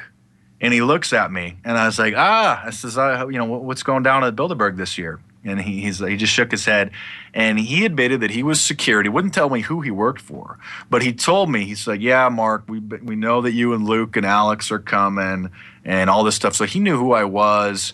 He wouldn't tell me who he worked for. And so I'm definitely on their radar. I can't be making them very happy at this point. When it comes to, speaking of Bilderberg, when we have incidents after incidents where, for instance, Obama comes to mind. You know, he does a little drive-by, does a little visit, and the next thing you know, Hillary drops. She's no longer the possibility of his running mate, and he's elected president. What do you think is really going on there? It happened with Bill Clinton, and we could go back throughout history and specifically point out different times that this exact thing has happened. You remember the diversion of the press plane? You remember? And that's on YouTube. You can find the clip. Somebody on the plane, the press corps that followed the candidates around. You know, when a candidate's declared their presidential hopeful, they're followed by a press corps everywhere they go. And this was a 2008 incident where his spokesman, Robert Gibbs, Obama's spokesman, was confronted after the press corps was basically shanghaied on this jet. Obama snuck off the jet and then they took off, and they said, wait a minute, where did Obama go? And then Gibbs said, well, he had a meeting, then he wanted to go to a private meeting, et cetera, et cetera. And that jet, that was in the Dulles airport right over there in Virginia. So he was right there. Bilderberg was meeting at the exact same time. Robert Gibberish Gibbs, he was a terrible spokesman. He admitted that Obama had some, quote, meetings, some private meetings that people wanted to meet him. Well, it's extremely bizarre to mislead the press corps and to trap them on an airplane because they're like paparazzi. They'll follow him around and they'll stalk him wherever he goes. And so they were so slick to tell him, hey, come on the plane, we're going to go to the next stop. Obama sneaks off the back, they close the door, and it starts taxiing down the runway. Kidnapped. They realize. Yeah, they kidnapped the press corps, and it's their job to keep everything honest. That's why they're there. It's the press corps. That's why they're there, and suddenly they can't report on the very whereabouts of the president, and they don't know where he is going, and they can't get off the plane to go and find out. What's interesting about the Builderberg Group, and I also have a book, the Builderberg Group Facts and Fiction, if anyone wants to pick it up on Amazon, where I've also been able to get their tax returns as well, which I don't know of anybody else who has done this, but they operate as a 501c organization because they have to have a checking account to pay for the hotel and to pay for the catering and the security and all the stuff. And so they do operate as a business entity, and I've been able to get their tax returns. And I literally was in Washington, D.C., and I have video of this on my YouTube channel where I went to the accountant's office and with the tax returns in my hand, I asked them some questions and I was thrown out. And they're spending $1 million a year to rent out the hotel for 3 days, to have security come. And also it shows a list of donors. And the Washington Post is on there. Oh, interesting. Bill Gates is on there. Coca-Cola, high fructose cavity-causing crap in a can, helping to fund Bilderberg. The Rockefeller family, Henry Kissinger, all of these guys are literally giving tens of thousands of dollars to Bilderberg. And now in the age of social media, the last 5 years or so, some media is now covering Bilderberg, and they're obviously just trying to brush it off as if it's just another boring conference, no big deal. But they can't really answer the fact that they've been blacking it out for the last 60 years. Right. Because you can't say that it's not interesting. You can't say that it's not newsworthy. You can't say that there is not a coordinated effort amongst the steering committee of Bilderberg and all major mainstream media to completely ignore this organization. Because when the top political officials, heads of intelligence agencies, media CEOs, reporters are all meeting, it's an interesting event. To call it a crazy conspiracy theory is just ludicrous. So obviously they have been covering their tracks. Now they can, most of their work is done. I mean, let's face it, the New World Order is basically in its final phase. And from judging by my YouTube videos, you could see that the vast majority of the public are just so dumbed down, they'll just believe anything you tell them. And so they just brush it off now. Oh, just a boring conference, nothing to see, just move along here. Hey, Tom Brady's still suspended. This is an outrage. What do you think was said to Obama there? I mean, do you think it was just as direct as no Hillary, Biden, now you can go on your way? And I think they told him, he probably had some ideas of how the invisible empire works. It's admitted in sort of an open secret, depending on which organizations you're a part of and which books you want to read. You can kind of figure it out. And while we're out here trying to expose them and show people how terrible they are, a lot of people find it very appealing and want to go and serve that system to fuel their own ego and their lust for power. So I think what they did is they probably told him what it is that they're looking for in the next president. Are you going to be our guy? Are you willing to play along? Obama, here's what we're trying to do. Here's what we think the world needs. Are you going to be willing to play ball with us? And they are the king makers. They're the ones who forged the European Union. They're the ones who decided basically when we were going to go to war in Afghanistan.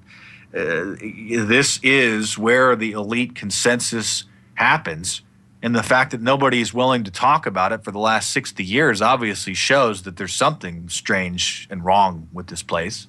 What was the timing after, refresh my memory, Obama leaves Bilderberg? It seemed like to me, looking back in hindsight, it was the next day. The nation thought it was going to be, it seems like it was going to be a Hillary-Obama ticket. And then it was like the next day, Biden is announced and Hillary's out of the picture. Was that the timing of it? It had to have been really close. It was real close, and I'm sure that's what they were talking about. And it's, by the way, John Edwards was also at Bilderberg, and this is when he was chosen to be the VP of John Kerry, and it was openly admitted in actually a New York Times article, stunningly enough. Sometimes, the editors are asleep, and some reporters, want to get the truth out, and they can occasionally get out some information. And this just one small little statement in one New York Times article said that John Edwards impressed Bilderberg, and that was where they basically decided that he would be the right guy as the vice president. This is just between me and you. We're just talking on my couch. Do you ever get threatened? I mean, I have to ask you directly. Do you ever get pressured?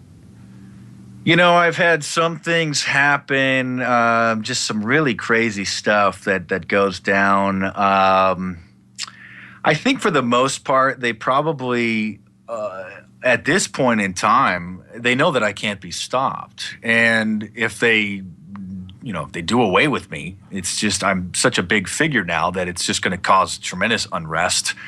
I think so. They might fear some of my fans might just become unhinged and do something very extreme to sort of get retribution So I think they're at a very interesting spot. You know, there have been some really strange things I don't really like to talk about. There's one that was under investigation by an agency that I had to go and report, but I think that's still an ongoing investigation. It didn't scare me into silence. I just don't want to compromise any possible investigations into that. But I'm not really too worried. You know, it's like I can't be stopped. I'm not afraid to die, and I think that's when you're truly free. Right. Well, what about and I want to stay on Builderberg. I'm sorry, but my brain works funny sometimes. When your YouTube channel got yanked last year, it was about a year ago. I went, oh no, they did it. They succeeded. You were able to get it back up, but what can you talk about that? How that happened and how you managed to get it back so quickly? Because Google and YouTube is a gnarly. You can't call Google. No. So how did you? What happened? Yeah, on March 22nd last year, 322, Skull and Bones' favorite day, which signifies a verse in the Bible when Adam and Eve ate from the tree of knowledge of good and evil and had their eyes open to become like God. The YouTube channel, my YouTube channel, which had 75 million views at the time, 100 and maybe 60,000 subscribers, getting millions of views a month, just vanished off the face of the internet. All of my videos just disappeared. No explanation, just gone. And then I posted on my Facebook page my backup channel, which is The Resistance. And then minutes later, that one disappeared as well. And this happened shortly after YouTube gave authority to certain people to have super flagging powers. So there are now government agencies that have the ability to shut down videos and shut down channels if they deem them to be a violation of the terms of service. So I never violated any of the terms of service, but I think they tried to shut it down to obviously, I think they try all these different things, and I don't think they expect a lot of resistance, or sometimes we forget about the victories that we have because there's just so much garbage coming at us. Right. And so they're trying to do all this different stuff, and we're winning some of the battles, we're losing some of the battles. And so I think they try to just say, yep, you're super flagger. Some entity within the government had a super flagging power and said, all right, you're done, goodbye, causing too much problem, having your videos on the Drudge Report and getting millions of views, and you're gone, goodbye. And then there was such an uproar amongst my fans. I was very stunned and amazed at the outpouring of support. And I was given a contact to a very high-level person within Google from Alex Jones, who had to threaten them in court to restore his channel when they tried to shut it down at one time. And so I was literally given the email of like the director of the YouTube's news department. And I wrote him a really nice letter, and I said, hey, here's the deal. I never violated anything. My videos have been shown on news outlets around the world. Why did you do this? And I think when they realized how big of a problem I could have made this, and I would have sued them, and I would have sent out press releases and cried censorship, I think that they had to back down and finally allow me to have the channel back. And it happened pretty quickly. Was there any resistance, or was it simply, do you think, the click of a mouse and boom, you're back?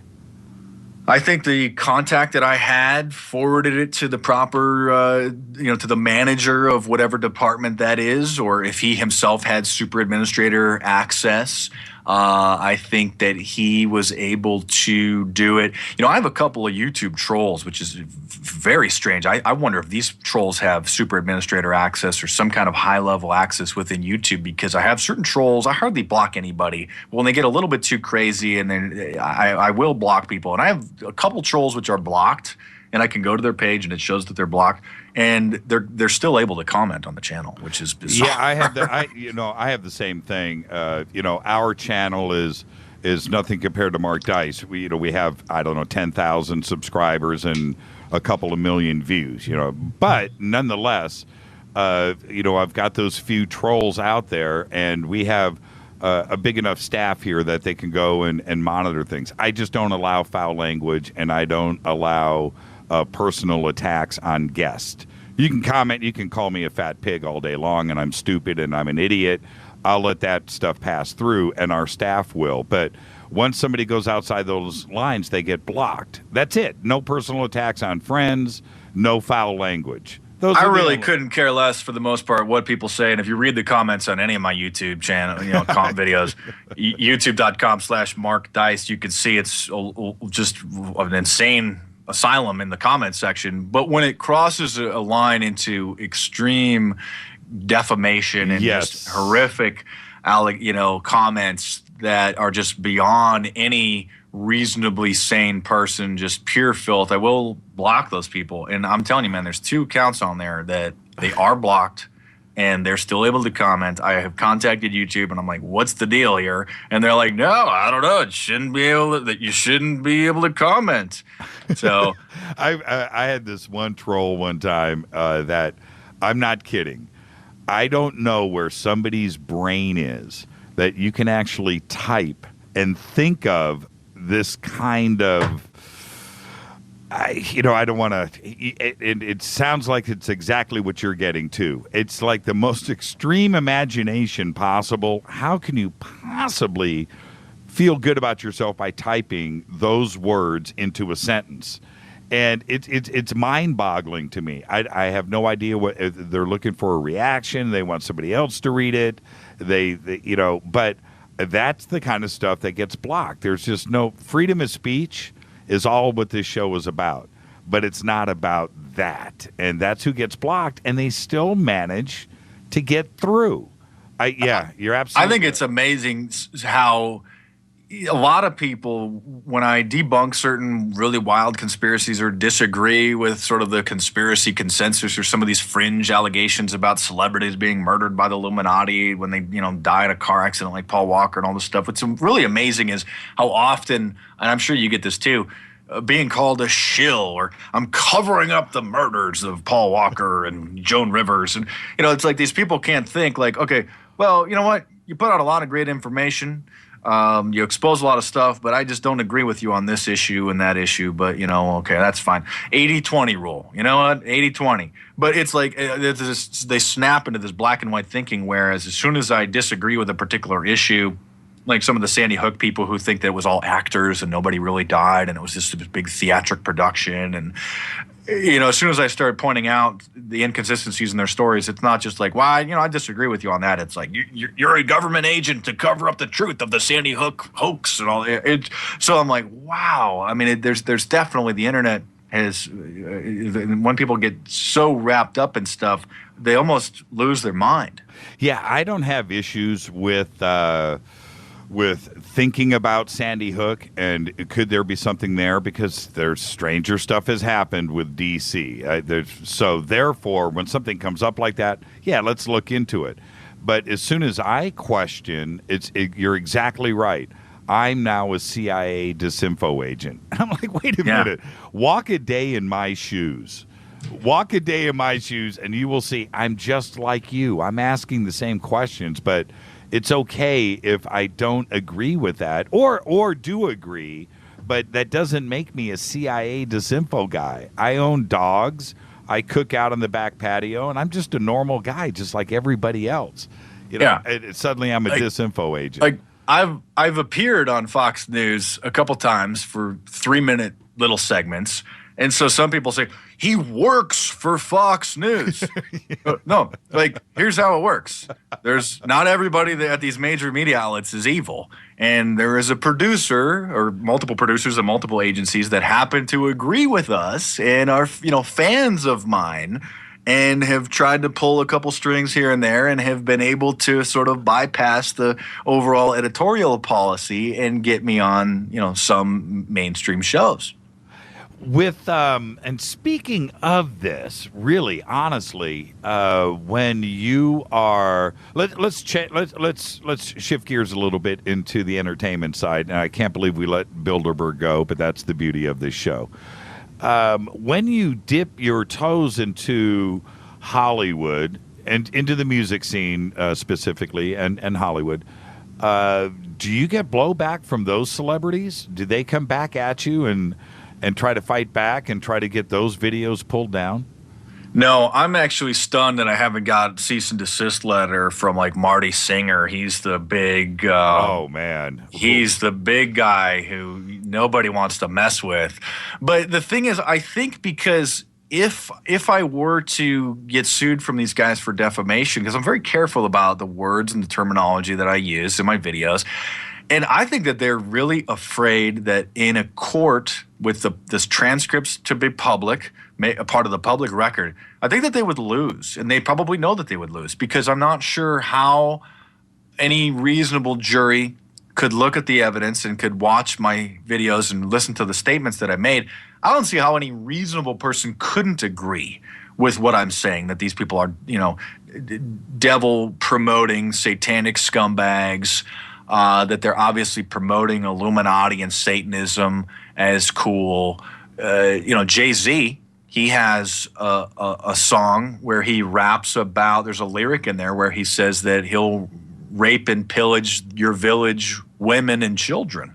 So he's rapping about raping women and raping children, and Lil Wayne is having devil horns on his head and saying that women love him like Satan, and showing women locked up in cages in the basement and bathing in blood. And obviously the mainstream media is promoting Satanism as sexy and Satanism as cool. And, we saw this in the 1980s, 90s with heavy metal, but this modern day incarnation is a lot more bizarre, a lot more blatant, and it's not just heavy metal artists. You're talking about seemingly family-friendly pop stars like Christina Aguilera. A lot of these girls now, white girls, are promoting Satanism. It's just not some heavy metal guys like Ozzy Osbourne, biting the head off of a bat on stage, or Rubber Rats and things like that, or Motley Crue putting satanic signs. I mean, you're talking about a very sophisticated program to literally promote Satanism as cool.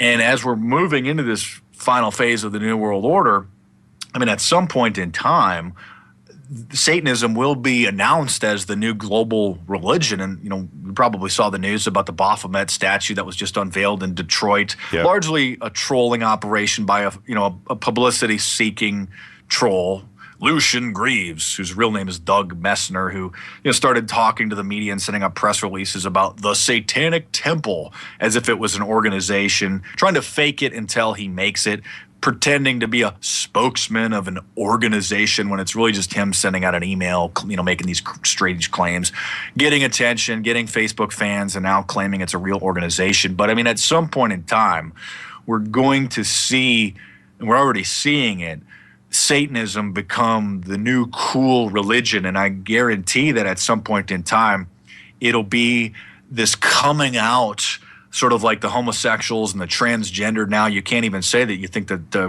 Bruce Jenner's a weirdo for wearing a dress and not being he's obviously a man with an X and a Y chromosome, and he's fathered children. But you know what? Now if you just dare to say he's a man and call him a him or call him Bruce, now you're a hateful bigot, and they want you thrown in prison or fined for misgendering someone. So at some point in time, I think the Christians are going to be targeted for really extermination as the New World Order religion is rolled out as being the ultimate philosophical freedom, and these evil, judgmental, bigot Christians are stopping us, and they say that we're evil, and that transgenderism is weird, and I think that's what's coming at some point soon. With I do find it strange when you look at Kanye West or Jay-Z or Lady Gaga or any of these other mega celebrities, the all-seeing eye, the Illuminati shirts, the references in the videos, the songs. Look at Madonna and her Illuminati song from last year and so forth. That at some point they're exposed to this, because I don't think Lady Gaga, when she was broke, when she was 15, even knew what the word Illuminati was. Same thing with, Jay-Z or Kanye West. They had no concept or knew anything about it. And certainly They're very well educated now. Where does this happen in their career? At what point do they sign up? You know, they're really just actors and actresses. Most of these people don't even write their own songs. They're an employee of the record companies who, in order to get that level of success, for 99% of the artists, it doesn't matter how talented you are, if you're not part of a major record label that has their distribution channels tied in with all major media, you're not going to become that big of a star. And so I think that since the media shapes the culture, the media leads what's the top story, the media shapes behaviors and trends, I think that it's the record labels, the owners, which now are deciding that this is the cool thing. But now it's reached its tipping point where most people have heard about the Illuminati now. And it's really sad because a lot of people, instead of realizing or thinking that this is a tyrannical secret society like a modern day Italian mafia, they actually admire them, and instead of wanting to expose them and wanting to restore the Bill of Rights and wanting to have some sort of a normal culture, they admire that power, which is why many people are fascinated by the Italian mob, which is why mob movies always do so well, because that power is very appealing and alluring to most people. It's a fascinating world to be a part of and to look at from the outside. So take the Italian mafia times 1,000. You have the Illuminati mafia. And so a lot of people now think the Illuminati is cool. They don't care how evil they are. They don't care that they start all the wars. I mean, look at our culture. It's just rotten to the core. And very few people have a moral compass anymore. They have no common sense. They have no care, no concern for anything or anybody. They're just a bunch of walking dead zombies. And so the culture teaches them, and Madonna has the song now, Illuminati. You know, they hold the truth in the light. Katy Perry tells Rolling Stone that she wants to join the Illuminati. Right. And so the fans mindlessly mimic this and see this Illuminati as being cool. And so this falls perfectly in line with the New World Order, with one of their primary goals when they unveil, the cashless society, the global government, the Orwellian police state, and the one world global religion, when they will announce that, Satanism is the secret to success. And, I cover a lot of this in the Bohemian Grove Facts and Fiction, because I have a lot of these old books. I'm sure you've read a lot of these, the Albert Pikes, Helena Blavatsky. And I saw these quotes floating around on the internet like 10 years ago, and so I went out and I bought all the books. And, there it is in Helena Blavatsky's Secret Doctrine, which inspired Adolf Hitler. I mean, she's literally saying that Satan is the savior. Satan is the Holy Ghost. Aleister Crowley writes about it. Manly P. Hall, Freemasonry's greatest philosopher, says that the serpent is the true principle of wisdom, and that, it's tempts mankind to disobey the demiurge creator God, and all of this different stuff. And so this is going to ultimately become the religion of the masses, where they believe that they have now the secret wisdom that the Illuminati has kept to themselves for all these years, but now we can let everybody know. And then they're going to look at the Christians and Muslims and anyone who's really conservative and who just isn't a mentally enslaved zombie as being the enemy of this New World Order utopia.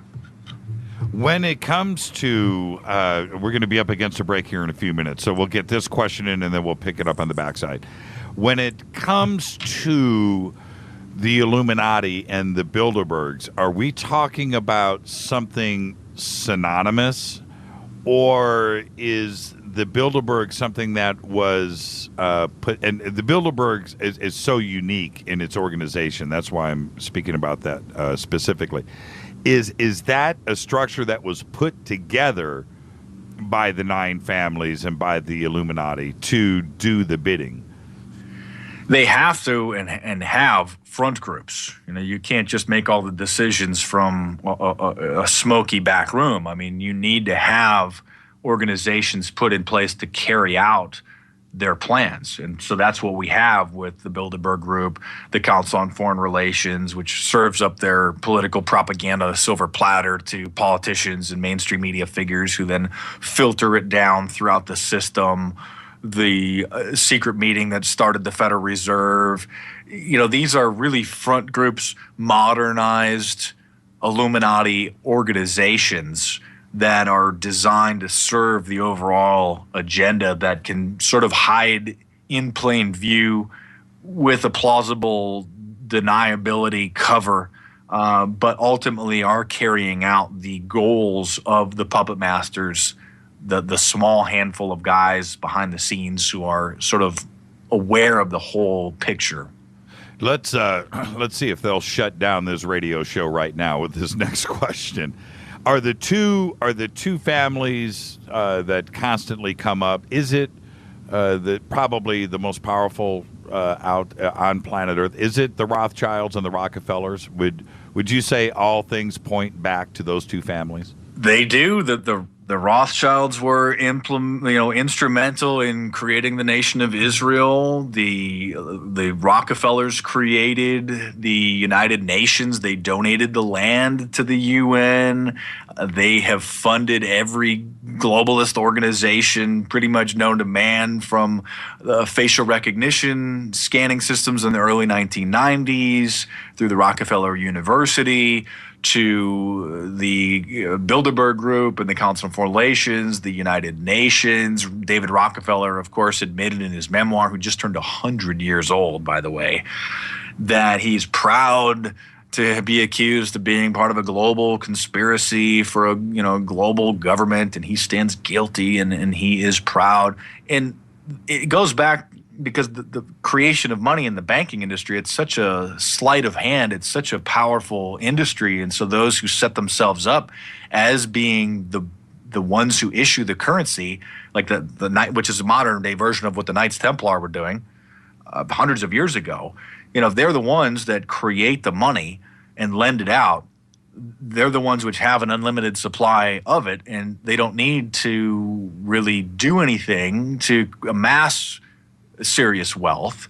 They don't have to go and dig up minerals, or they don't have to build things. They just simply have declared themselves to be the authority on currency and banking, and then by lending out the money, they can obviously just print their own and lend it out. And this goes back to the old the old money lending tactics of issuing currency for gold that wasn't stored in the gold vaults. And it's a whole modern version of really the oldest con game in history. Who owns the Federal Reserve? We know it's a private bank. Who owns it? Yeah, obviously it's not a part of the government. They called it a quasi-government agency, and started really signed into law the eve of Christmas Eve of 1913, after a secret meeting of some of the most powerful families, the banking industry conglomerates back in the early 1900s. So you're talking about the Morgans, some of these old school banking families who had their little secret meeting, down in Georgia, which they later admitted was a secret meeting disguised as a hunting trip. And some of them brought, empty gun cases down there to say it was a duck hunting trip. And this is where they formulated the plan, which then was signed into law on the eve of Christmas Eve when nobody was in Congress. Everyone was with their families, snuck it through to really take over and, establish themselves as the financial authority. Similarly to what President Obama did, signing the National Defense Authorization Act a few years ago on New Year's Eve, rather, when everyone thought it was going to expire. Just everyone said, "Well, he'll let it go. It's never going to sign into law." And then it would have expired on New Year's Day. I think this is back in 2011. I'm sure you've covered this. Yes. But he signed that into law when everyone was just partying. The New Year's celebrations are going on, and nobody knows. I mean, so you can't say that this system has been put in place, with public scrutiny. It's always done in the secret and the backroom deals, and then through their front organizations, which we threw out these Builderberg Group, CFR, Trilateral Commission, these groups. But these are the really the powerhouses that shape the culture, and particularly in media. We can get into, maybe if you have the break, we can talk about it later. The media, the control of the media through the CIA, through their entertainment liaison offices. It's just a real. That's one of the key places of power as well. Obviously, not the news media through Operation Mockingbird, but the entertainment media through the entertainment liaison office. Yeah, when we look at the skewing of the 1% that has happened in the last 20 years, and you're talking about trillions of dollars being printed up by the Federal Reserve, being loaned back to the government. Our taxes are, turning around, paying the interest rate for the money that's being printed by the Federal Reserve. We're in this cycle, this circle, this catch-22. But that interest, that money on that on those trillions of dollars, is going into the accounts of somebody. And when you look at the way that 1%, the 1/10 of 1% that we were talking about earlier, has increased dramatically over the 20. There's a few key people that are making that money from our tax dollars, paying back the Federal Reserve, and I think that's the key to all of who is pocketing all of that cash. And it's I don't know what it is in interest now, but it must be $1 trillion, I would think. Well, that's why we're headed towards bankruptcy, whether it's another 10 or 20 years. And this is why people which mean well, they look at the political system and their political candidates, and they think that they're not doing the right thing because they don't know what's best, or they're like, well, why would candidate so-and-so do this? Well, because you're thinking with America's best interest in mind. Our leaders don't have America's best interest in mind. You try to expose President Obama as being a globalist internationalist, like Dinesh D'Souza in his Obama 2016 film, and then you get indicted for fraud and campaign tax issues, and the judge says you need psychological counseling. Let's take that break. We're a minute late. Stay right there. This is Fade to Black. I'm your host, Jimmy Church, Bespoke Radio for the masses. Tonight, Mark Dice is with us. When we come back after the break, we're going to talk about, I'm going to ask Mark about his videos on the pier. Let's have some fun. I'm your host, Jimmy Church. Mark Dice, when we come back. Stay with us.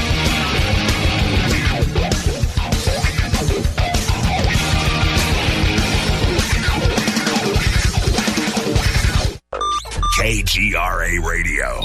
Intelligent talk. Are you a paranormal investigator, ghost hunter, or UFO skywatcher? If so, FNGinnovations.com has the product you definitely need in your investigations kit or go bag. Introducing the Morpholite Wide Beam Tactical Flashlights that put the light where you need it most. Traditional flashlights shine a focused round beam with limited line of sight in the dark. Morpholite Tactical Flashlights change all that, utilizing a revolutionary wide beam design to enable you to see safety hazards such as hanging wires and steel, pipes, and holes in the floor you just can't see with a focused round beam. In the field, where safety is paramount, a 180-degree beam increases orientation and peripheral vision in the dark. Morpholite flashlights are ideal for investigations in abandoned facilities such as houses and hospitals, factories, caves, and tunnels. Avoid those low-hanging tree branches that poke your eyes in the woods. Visit FNGinnovations.com to see a full line of tactical lights and accessories. That's FNGinnovations.com. Now you can find all your favorite talk radio shows live, all in one place at TalkStreamLive.com. Listen from anywhere, office, home, or in your car. Just go to TalkStreamLive.com and click on one of the many live talk show hosts you want to listen to. It's free and easy. No computer? Download the smartphone apps. Never miss your favorite talk show. Find them all at TalkStreamLive.com. Hey everybody, what's up? Jimmy Church of Fade to Black, and check this out. The 2015 MUFON Symposium will be held this September 24th through the 27th in beautiful downtown Irvine, California.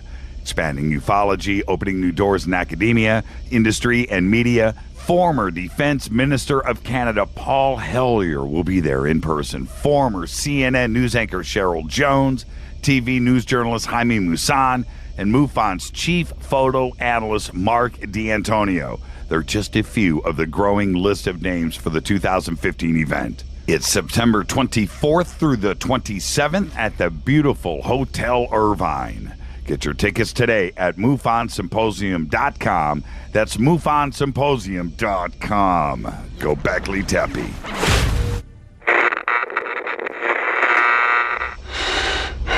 You want to know a secret? I love ponies. I really love ponies. I'm serious. I couldn't stay sane without ponies to brush. Why fade to black? Because you never got that pony, damn it.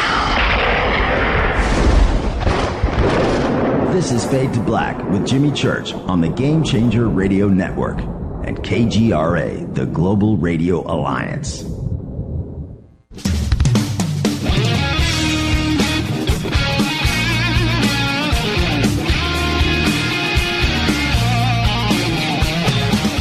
All right, welcome back, Fade to Black. I'm your host, Jimmy Church. Tonight, Mark Dice is with us. Tomorrow night, Stanton T. Friedman will be right here on Fade to Black. Mark, I want to go back to a couple of questions here, quick ones in Twitter. One of them is Jeb Bush, is old Jeb a member of Skull and Bones? He actually is not. But the fact that his brother, his uncles, his great-uncles, his grandfather, his cousin, all members of Skull and Bones.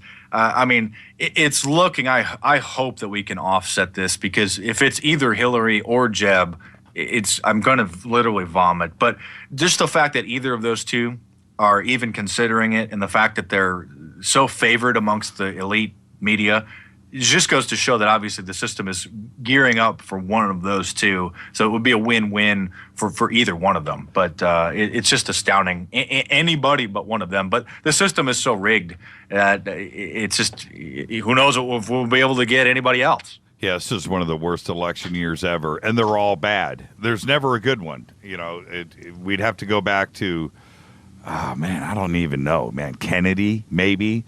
Rand Paul, I think, would be pretty good. He's trying to play a little bit of both sides of the fence, trying to appease some of the Washington insiders. Not quite as, libertarian as his father, but I think that he's got the right heart. I don't think that he could be blackmailed.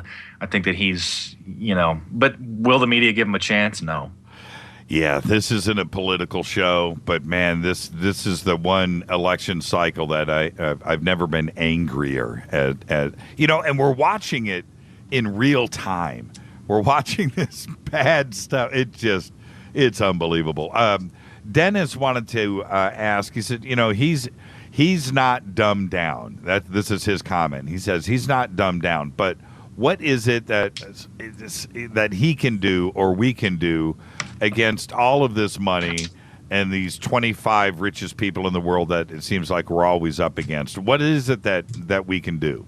Like the great Bob Marley said, free yourself from mental slavery, which is why I focus a lot on pop culture as opposed to political issues, to try to help free people from the influence of the celebrity culture and from just the system as a whole, which wants to keep people feeling empty and unworthy, chasing around the almighty dollar, keeping up with the Kardashians, believing that if your car is 3 or 4 years old, that it's old and that it's not cool and that you're just a loser, that you need the latest clothes, that you need the latest everything in your life, as opposed to being content with what you have, to really focus on family and friendship as opposed to these material goods. You can fight the New World Order by freeing your mind, by not falling into the traps that they have set, by not going deeper into debt, by buying a bunch of crap that you don't need to impress people that you don't even know or like with money that you don't have. And that's what the system wants to brainwash people into doing, is to just overindulge, to suck your soul and to suck every dollar out of you so that they can live like kings And while they pollute your mind with the pop culture programming that's just crammed through every media distribution channel in the mainstream. Well, you experience this firsthand with your series of videos on the pier, which I was talking about before the break. Well, I say the pier, but San Diego, I should say. And you experience this firsthand. How much do you edit out the bright people? Sometimes I do. Okay. Sometimes I do. But a lot of times I'm waiting for somebody to finally have the light bulb go off in their head. And a lot of times it just doesn't happen, or finally it will happen. And then I'll show them at the end of the video, and then we wrap the segment. Most of the people that I approach, for those who don't know, on my YouTube channel, I've done a whole series for years. Started with a new one a couple months ago, where I just walk up to people in Oceanside or in San Diego, and I ask them to sign petitions for crazy causes that nobody in their right mind should even consider. And these people, in the vast majority of the cases, think it's a good idea. And I just tell them that, we want to tax white people at a higher rate than minorities to offset the, racism in America. And a lot of people just thought that was a good idea, apparently, even though that's clearly racist. And then I, follow up this week's was a male privilege tax, or to tax men. Well, you sign this petition to tax men at a higher, at 10% extra tax to offset the fact that men make more money than women. And these morons would sign these petitions, and they give me they print their name, they give me their birth date, and they sign it. And as they're signing them, you can watch the videos on my YouTube channel. I'm repeating over and over to hopefully try to get a light bulb to come off, or to just demonstrate how mindless they are, where I say, just to fight sexism, we're going to tax men at a 10% extra rate and give that money to women. Or we're going to tax the white man more, Caucasians, we can just then redistribute that money into minority communities. Or I did one years ago to repeal the Bill of Rights for Obama. Excuse me, will you support President Obama? He needs your help to repeal the Bill of Rights. Just a plan that he needs your help on. Will you support that? Yes. Okay. And so the vast majority of the people who stop sign the petition.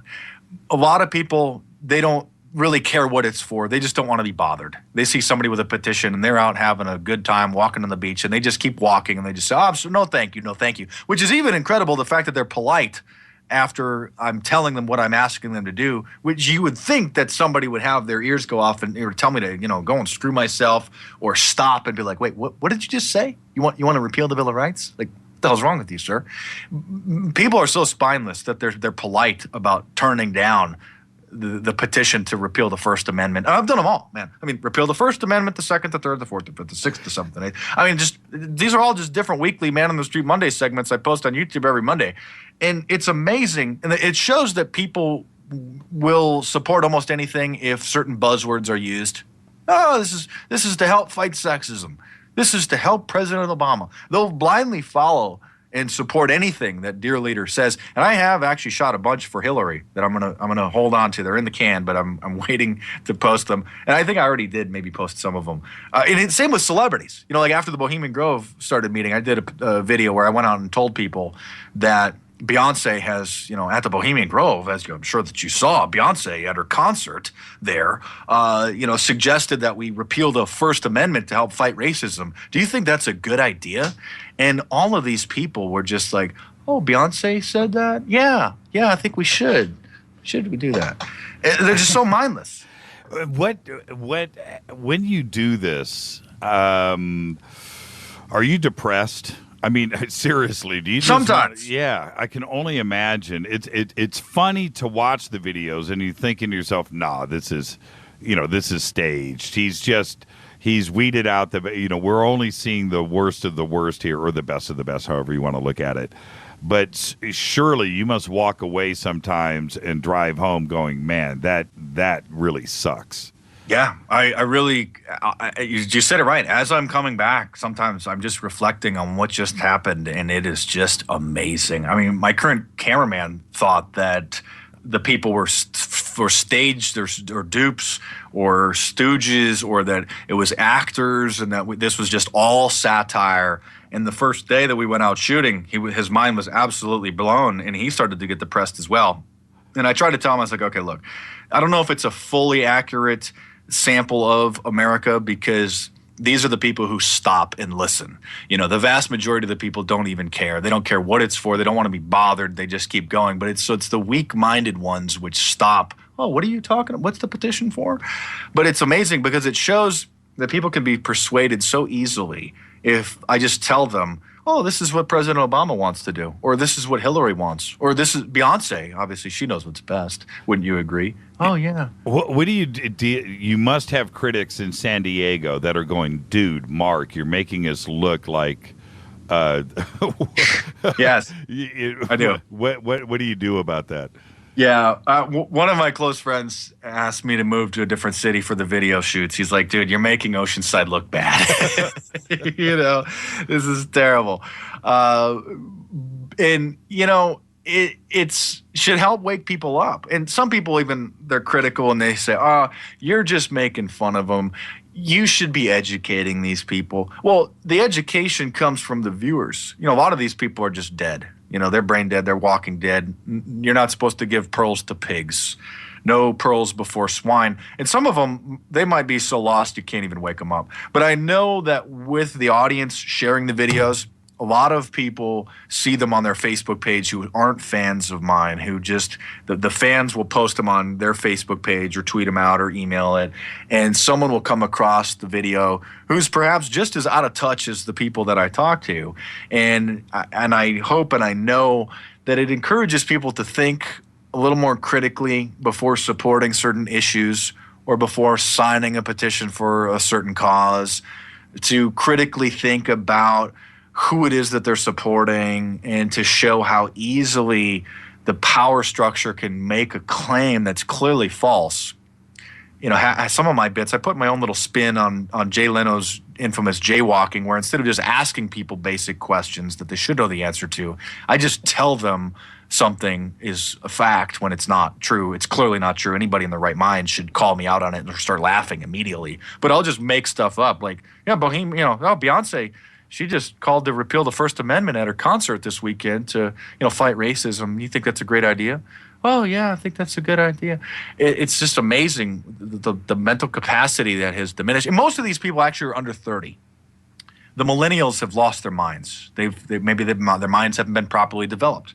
Because for the vast majority of people like over 30, it's very difficult. We see people of all ages, but I've noticed a lot of the people who are, 18 to maybe 28, under 30, many of them have just lost their minds. And what about, I have to ask you about the run of videos that you did with, giving away coins versus Hershey bars. Or I think one time you did silver bars, right? And, yeah. And you're going, the audience is going to wonder what the heck we're talking about. Set the stage for the morning of shooting one of these videos and what the intention is. Well, years ago, I took out a 1 ounce gold coin, which, at the time might have been worth like $1,200. And I just started asking people, if I was going to sell you this coin for like $20, it's a 1 ounce gold coin, would you want to purchase that?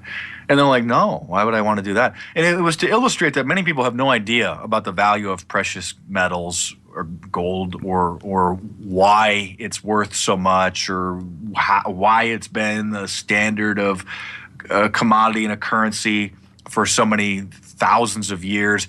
And so on my YouTube channel, I've done a lot of these experiments. The most recent one, I think I took a 10 ounce silver bar, which was worth about $150. Silver's about $15 an ounce. So it's this small, 10 ounce silver bar. And I went in front of a coin shop. And this is because a lot of people said, oh, well, they don't want to buy your gold coin because they think it's fake. And they're not going to buy a gold coin from a guy in the street, even though I'm holding a very expensive microphone and have a cameraman with me. So obviously I'm not just like walking up to him in an alley like, psst, hey, mister, you want to buy this gold coin? It's like, obviously something's going on here. There's a camera crew and stuff. So I said, okay, to put all critics to rest, the point is that people have no idea about the value of precious metals whatsoever. So I started offering it to them for free. Like I did one bit where it was like, the Hershey bar. I took a dozen Hershey bars, and a gold or a silver bar. Fresh from the refrigerator. I love it. They had to be in the fridge because it's so hot out here. They would have melted just as soon as I walked outside. And I went in front of a coin shop. I mean, like literally right in front of the coin shop. And I would just tell the people, hey, if I were to give you, which one of these would you want for free? Oh, a 10-ounce silver bar or this Hershey bar. And almost everybody wanted the Hershey bar. It was just insane. I did one where I asked people, told them I'd give them the gold coin for free if they could guess what it was worth, plus or minus 50% of its value. And I've done this a bunch of different times. And the gold coin is worth around $1,000. I think one time it was like $1,500 an ounce.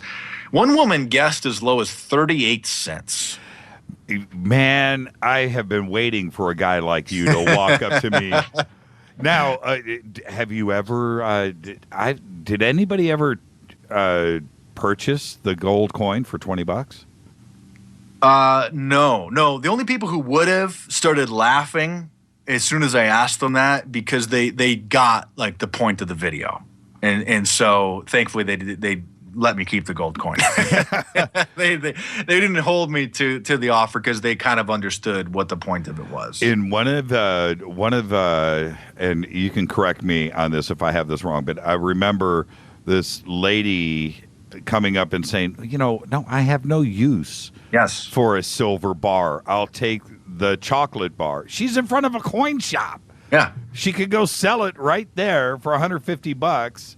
They had no idea what it was worth. It might as well have been a block of wood to them. I mean, literally, it would be no different to them than a chunk of scrap metal that had, they found on the ground somewhere. And that's the point of the video, is to not only show a lot of people are clueless, but to educate those who also are clueless and to perhaps get them interested in investing precious metals. And, I don't have a sponsor. I think one of the coin shops locally, just out of the kindness of their heart, gave me a couple silver dollars because I put their coin shop in the video. And I was like, oh, that's pretty cool. I was like, I'll link you guys up in the video. But I don't have like a sponsor where I'm like selling gold or anything like that. I just wanted to show. A lot of people are totally clueless. And it wasn't that they thought it was a fake coin. The point is that many people, absolutely clueless about the cost of a gold coin.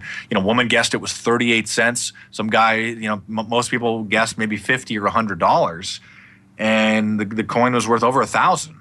I want all of the listeners after the show tonight, go over to Mark's channel. You have to see these videos for yourself because they're telling of a bunch of different things, but the one thing, it's just astounding to see an offer like that and watch this handful of Hershey bars deplete right in front of your very eyes. Go watch the videos. Go watch the gold coin video. It will blow your mind. You can see them at Mark Dice, MarkDice, youtube.com/Mark Dice, rather. And then just, on YouTube, you could scroll down on the YouTube homepage for the channel and see playlists. So there's a whole playlist of gold coin videos. There's a whole playlist of interviews with people, crazy petitions. I have done over 40 different petitions for insane things. And every time I get them filled up in a matter of minutes, from repealing the First Amendment to banning gold coins to taxing white people at a higher rate than my other races. And it's just insane to not only see these people signing these, but to also hear their reactions to it. Like you said, the one woman about the silver bar said, I have no need for, what am I going to do with a silver bar? It's just a chunk of metal to her that just is going to sit in a drawer. This question is interesting. I'm reading it right here on Twitter, and it's from Cortana. She says, I do want your take on this, Mark. She says, could North Korea be an experiment ground for a future totalitarian government? Not likely, but I'm just curious for your opinion. It could be a mind control experiment. It also, from a sociological view, is an interesting look into how a dictator can rule over the minds of people in a modern age through believing that he is a god. I mean, the people in North Korea, many of them believe that he is literally a god. Many of them may start to see through it or may have seen through it, but are afraid to express it. But it's no different than in the ancient days of the pharaohs, when the ignorant people, and we can't fault them because they just simply didn't know any better, thought that the Pharaoh was a god or was a descendant of a god. And that's apparently the same thing which we see in North Korea. I really want to know what branches of secret societies, if the North Korean families that have ruled over there, the Uns, if they're part of like the triads, or how there's got to be some Asian Illuminati tie-in for them to have gotten this level of sophistication. It's a fascinating look, because you would think in today's modern age that the people would be able to see through and just laugh at the insanity of him claiming to be a divine descendant of the gods. What do you think of the Georgia Guidestones? They're a very interesting piece of the New World Order that could have very well been put up by somebody who was a part of one of these globalist front groups. I mean, those are not cheap. No. You're talking about hundreds of thousands of dollars to create those. The 20-foot tall monument in Elberton, Georgia, with the 10 different commandments in 8 different languages, put up in 1980 on 3/22, by the way, or maybe it was 3/20, the spring solstice. Or no, I think it was 3/22. Another skull and bones number there. I can't remember off the top of my head. Fascinating, because the top guidestone commandment is to reduce the population of planet Earth to 500 million people, which is about a 95% reduction, which fits perfectly in line. And by the way, that guy who put those things there, he admitted he was part of a group and just wouldn't say which one, or his whole real identity has been buried. He published a book a few years later, which I have, which is out of print. I think it's hundreds of dollars now on Amazon.com. I was able to get one years ago. And in the book, he outlines his whole philosophy for the planet. And he also says that he gave the copy of that book to members of Congress and to all opinion leaders. It's called Common Sense Renewed, by the way. And he also says that we need to create a new language for man to communicate with machine. And it's all this weird transhumanist stuff. But, it fits in line with the Illuminati agenda of this transhumanist revolution that they think is on, which is coming, where they believe that soon they're going to crack the code of aging.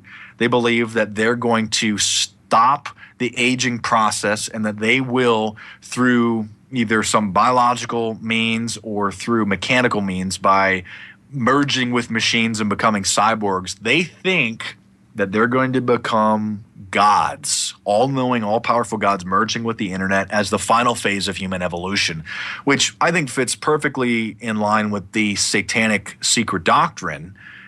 And all of this in some of my books. Get them on Amazon.com or download them onto your tablet or your e-reader, and it's articulated a lot more in writing than I can off the top of my head.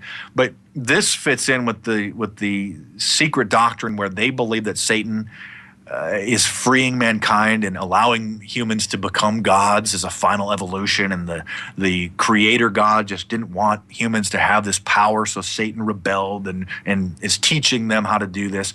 And so this is fitting in perfectly in line with the New World Order satanic doctrine of mankind becoming a god. And so the idea is, with the Guidestones, reducing the population, is if humans are going to live for 500 years or for 1,000 years or forever as they think, they believe that humans are going to be using up too much resources, so that they're going to deplete planet Earth. They can't live in their utopia, so they want to basically wipe out the vast majority of people now that the infrastructure has been built, so that they can live on planet Earth as their immortal gods. We're going to be up against a break. You want to take some phone calls? You want to hang out for a little overtime and take some phone calls for another 15 minutes? Sure. All right, let's do it. Let's take a break. I'm going to open up the phone lines, everybody. 323-825-5045. And we're going to mix it up a little bit. We'll take some calls. But Mark has got a really interesting take on Aleister Crowley. I'm going to throw that at him. I'm going to catch him by surprise when we come back. 323-825-5045. This is Fade to Black.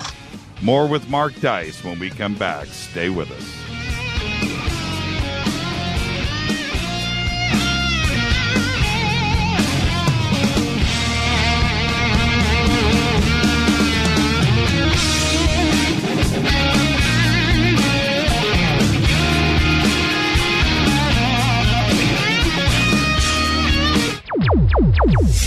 Despite popular opinion, reading a book will not make you smarter. But listening to Jimmy Church will. Attention, all Fade or Not. Studio Dome has a special deal on their SD1 Bluetooth speaker. Just go to jimmychurchradio.com, click on their banner, enter the promo code Jimmy, and you get $40 off and free shipping on the SD1. It's voice activated, comes with a USB antenna, cables, and a carry bag. Never listen to your phone, tablet, or laptop speakers ever again. It's the only way to listen to Fade to Black. That's jimmychurchradio.com, Studio Dome banner, promo code Jimmy. Go Beckley Teppy. Erica, Brittany, Gabby, and you're listening to JimmyChurchRadio.com. It's not a lifestyle we chose. We were born this way. KGRARadio.com. Hey everybody, what's up? Jimmy Church of Fade to Black, and check this out. The 2015 MUFON Symposium will be held this September 24th through the 27th in beautiful downtown Irvine, California. Expanding ufology, opening new doors in academia, industry, and media. Former Defense Minister of Canada Paul Hellyer will be there in person. Former CNN news anchor Cheryl Jones, TV news journalist Jaime Maussan, and MUFON's chief photo analyst Mark D'Antonio. They're just a few of the growing list of names for the 2015 event. It's September 24th through the 27th at the beautiful Hotel Irvine. Get your tickets today at MUFONSymposium.com. That's MUFONSymposium.com. Go Beckley Teppy. This is KJCR at JimmyChurchRadio.com.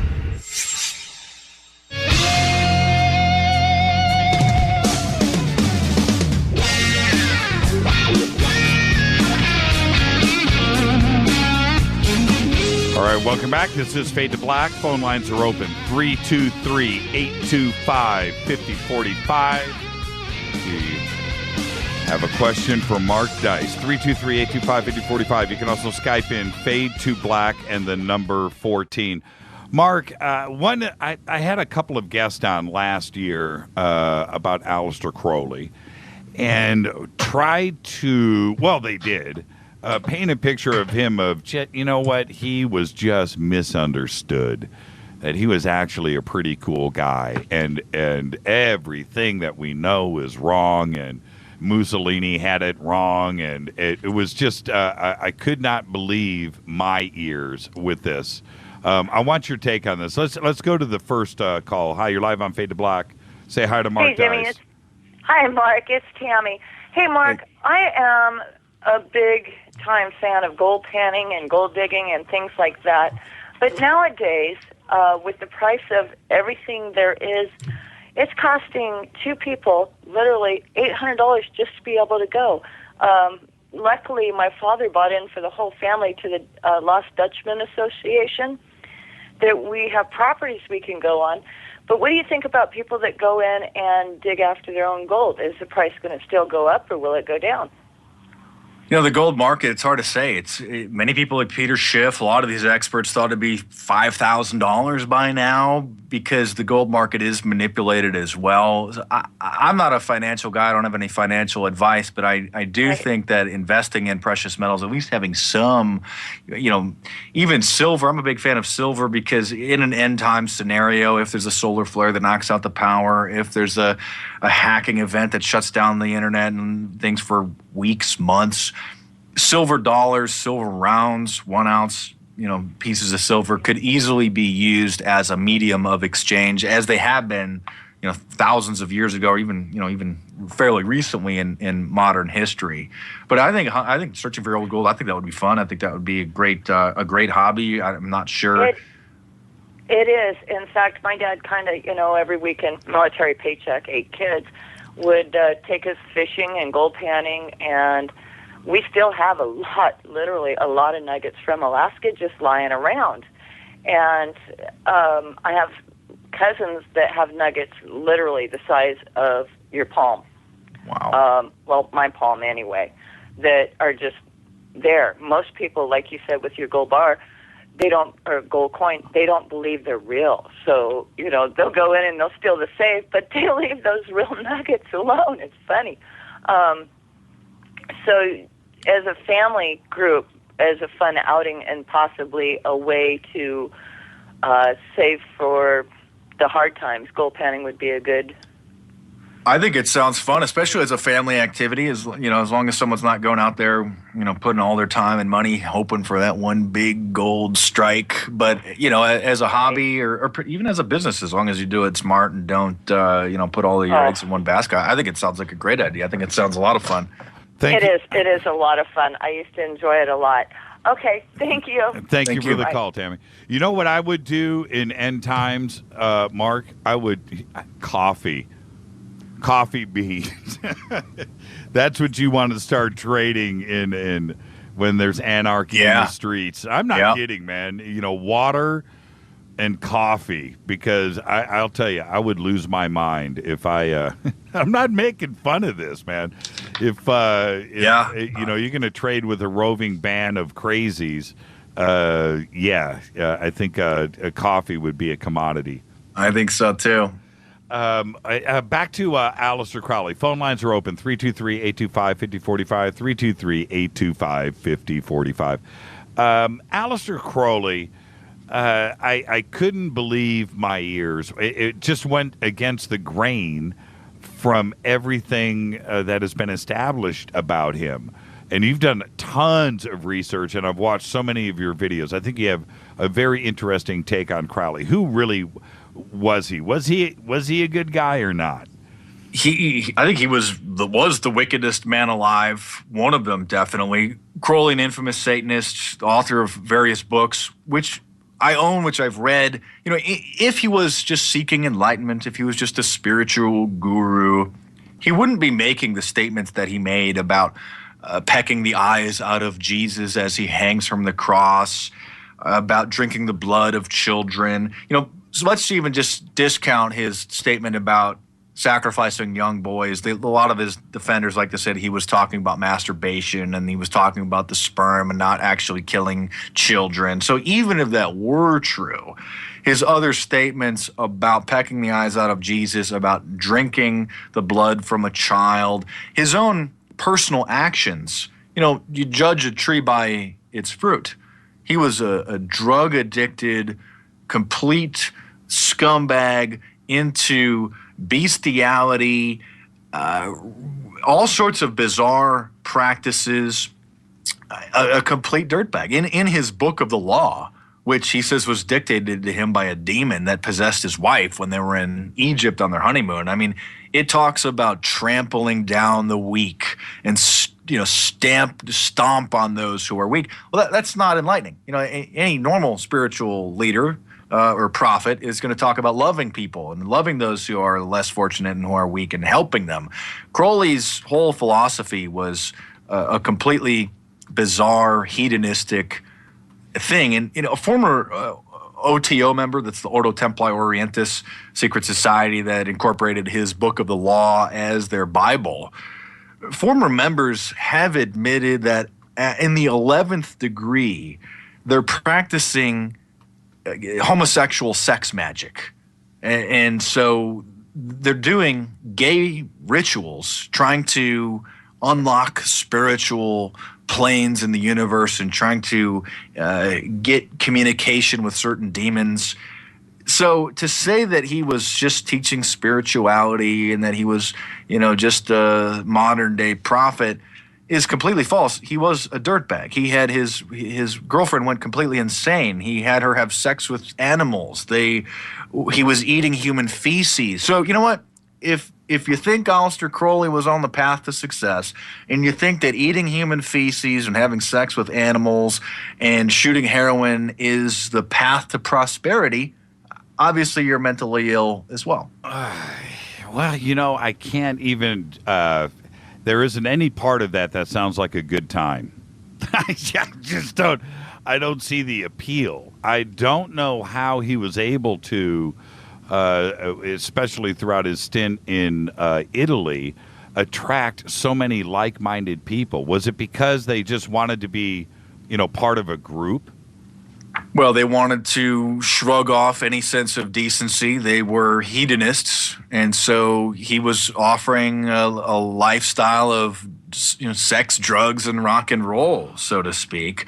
And you're always going to have people in society, for whatever reason, that have a broken conscience, have a shattered moral compass, and who are attracted to the darkest aspects of life. And when somebody like Crowley embodies that and is proud of his debauchery and his just completely horrific activities, you will get a lot of followings. I mean, look at the horror movies are very popular. A lot of people like watching people getting murdered and tortured, and some of them may be entertaining, but it speaks to an overall problem in some people's psyche that they really do enjoy watching people getting tortured and murdered. And so you have people like Crowley who embodied that and taught that. I mean, we got people in parts of Africa that believe that if they rape virgins that they get cured from AIDS. That's how strange some people's beliefs are. That's a modern day sex magic ritual. This is the same kind of stuff that Crowley was teaching. He thought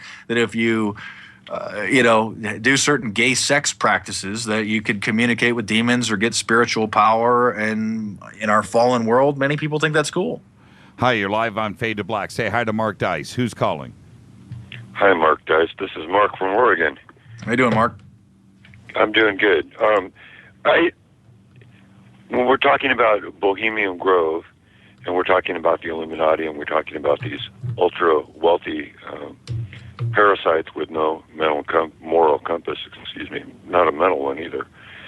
But do you think the reason that they're attracted to this type of magic or deviant religious practices is to condone their lack of humanity? I mean, that they control all of the money, they control the resources, and not sharing it, it just even as going so far as creating jobs. There used to be a moral compass. If you were wealthy, you had a responsibility to society to create jobs, to give people an opportunity to, or at least the illusion of an opportunity to advance.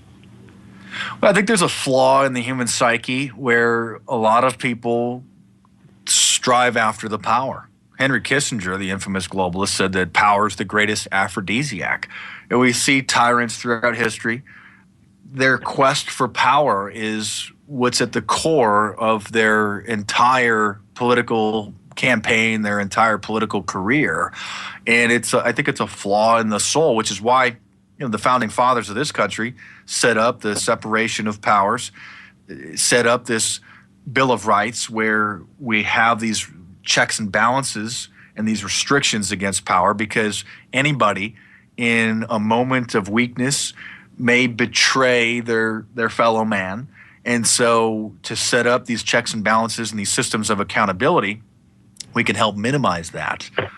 But unfortunately, many people like Crowley, Hitler, a lot of politicians who are clinical megalomaniacs, sociopaths, they get off. It's exciting to have power. They get the adrenaline rush from being able to control other people and even do horrific things to them or to large segments of society. Thank you for the call, Mark. Hi, you're live on Fade to Black. Who's calling? Say hi to Mark Dice. Is this me, Clyde? Yeah, you're live on the air. Oh, Jimmy, sorry. I was just mentioning, Mark, I heard you on with Clyde Lewis the other day. Awesome show. Both shows are great. Nice. Did you guys catch, I was checking Art Bell's website to see who his guest was tonight, and I was horrified to see it was that creep Aquino, Michael Aquino. I don't know what happened, and then I was looking at the tweet deck, and they said, last-minute change, and then they had Richard Dolan instead, and I thought, I wonder if there's a connection with Mark being on and Aquino canceling his appearance on Art Bell's show. I doubt that Mark would know anything about that. I certainly don't. For those who don't know, Michael Aquino has had his name thrown around as being one of these alleged perpetrators of some of these darker aspects of black magic, particularly in the 1980s and in the 1990s. So it's quite stunning. I know that Art Bell is coming back on the air pretty strange that Michael Aquino would be a guest. Aquino has denied a lot of these allegations. He's a known, admitted Satanist, broke away from the Church of Satan, Anton LaVey's really cheesy organization, because it wasn't hardcore satanic enough to start the Temple of Set. Lieutenant Colonel in the Army. Oh, by the way, he wrote a white paper called "From PSYOP to Mind War," where yes, he did. he recommended, and I covered this in my book Big Brother: The Orwellian Nightmare. He recommended and outlined how it could be done to use radio frequencies and ELF waves, extremely low frequency waves, to sedate populations as a whole, or to incite them and excite them in coordination with political agendas. So he really did outline how, if the government wanted to calm everybody down on a massive scale in a particular segment of a city or perhaps even a country as a whole, he outlined exactly the technology that was able to do it, and said that it should be done in the PSYOP, in the psych war. And a very, in my opinion, dangerous individual who literally suggested using mind control weapons on a massive scale to calm or sedate the population. Yeah, he scares the crap out of me. He's a zone I just don't go into, Mark. I just let it go. I let it go. I almost feel like if I read or get involved, like I will be sucked in. My mind will be, I'm serious too. There's something ultimately really dark and creepy about him. So I can't let my mind go there. I'm serious. And I don't like to talk about it, like the child abuse and the allegations for the Grove. It's so horrible. It's just nightmarish. I did cover it in Bohemian Grove, Facts and Fiction, in the book. I even censored it there compared to some of the details that are floating around that have been allegations made by Senator John DeCamp and others, because it was just so horrible. I didn't even want anybody to read it. But I felt like it needed to be covered. But you're right. It's just horrible. Yeah, I just can't go there. Plus, I'm a parent. Hi, you're live on Fade to Black. Say hi to Mark Dice. Hi, Jimmy. Hi, Mark. This fits right into what I want to ask. You got to let the truth out. You have to. And thank you for all the research that you do. But even if it's a horrible thing, more people seem to be waking up. And is this necessary for us to be concerned about the military operation going on in the Southwest now, Jade Helm 15? Is this a fact that so many of us are being waking up to this, that maybe there is a contingency plan to control the masses when they say enough? I think a lot of quote conspiracies and a lot of concern about Jade Helm, the big massive military operation that just kicked off a few weeks ago. I think potentially what that is it's either a training for a potential expansion of the war on terror, or you got to understand the government are conspiracy theorists with unlimited pocketbooks because it's our tax dollars, and so it's also possible that they are preparing for like a Baltimore riot type of a situation or a Ferguson riot situation that may spring up in perhaps dozens of American cities within minutes, within an hour, 2 hours of the same day. Mm-hmm. They understand that society is just a tinderbox waiting to burn up. And so I think some of the maybe well-meaning people may be concerned about a situation like that all of a sudden spreading to dozens of cities within this, matter of minutes, hours, and they would need to be prepared for that.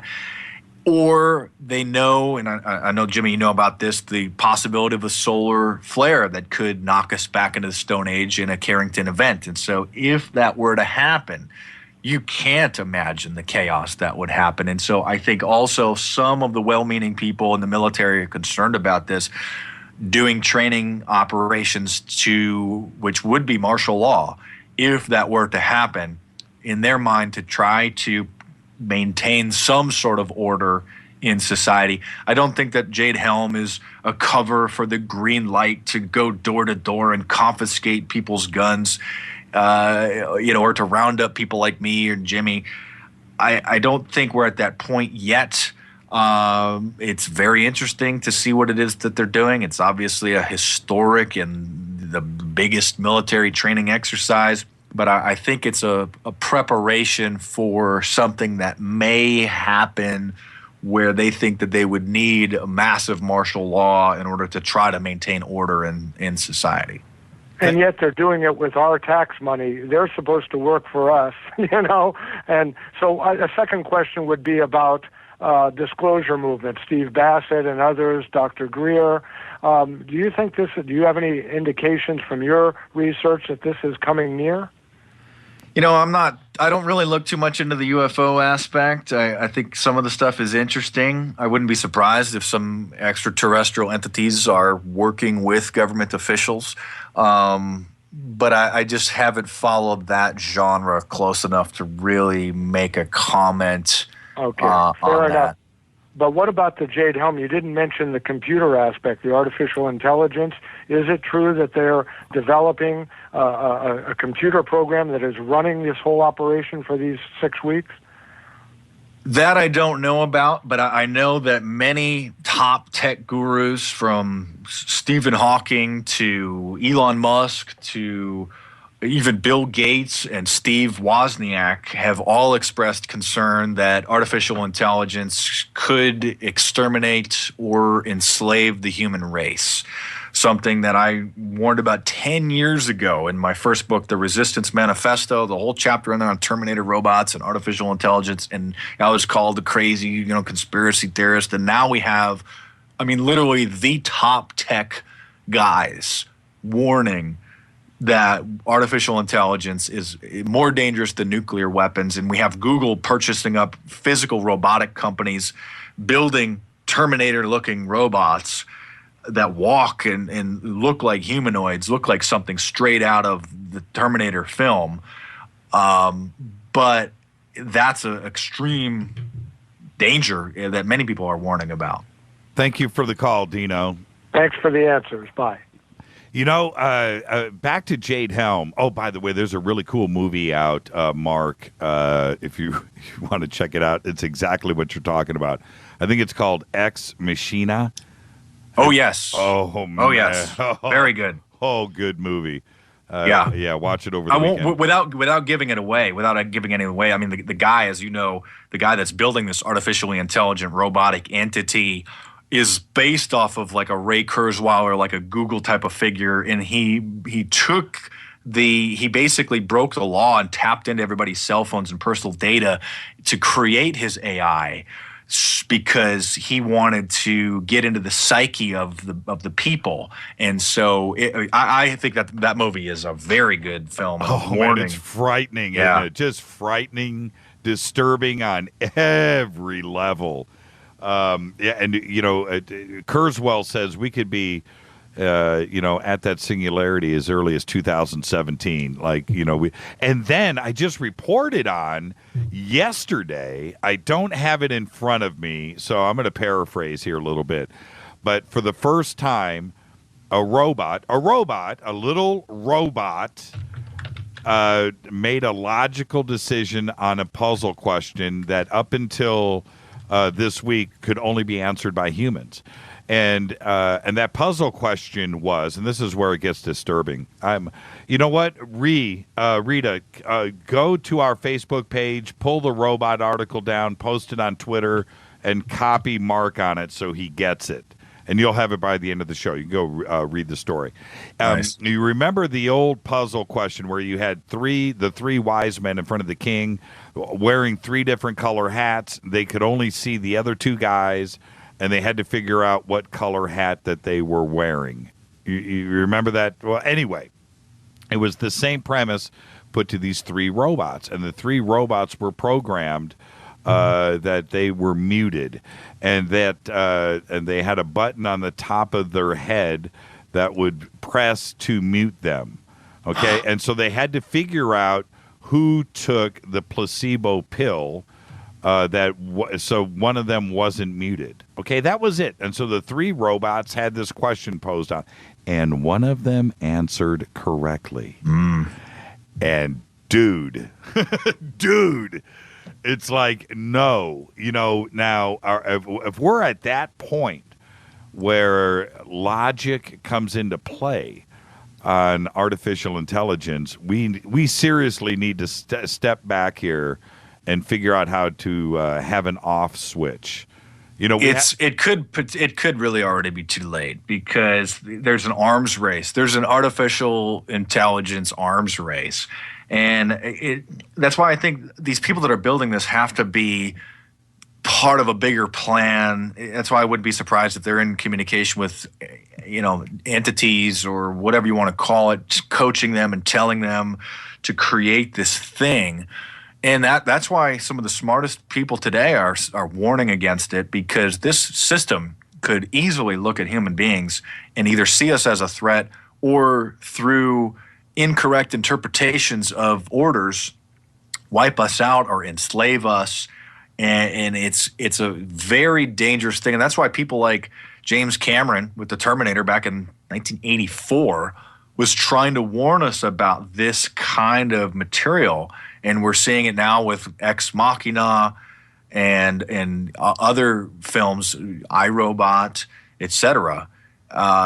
It's horrifying to really see, because this entity, which is probably part of the mark of the part of the beast system, once it's created, I mean, it could broadcast a message on every television in the planet and make it appear as if it was anybody. It could just appear if it was Scott Pelley from CBS News, reporting on a new story, and it's all just artificially intelligent, created, computer-generated images and voice replications, and you're not going to know. You would have no way of knowing. Have you seen Generation P?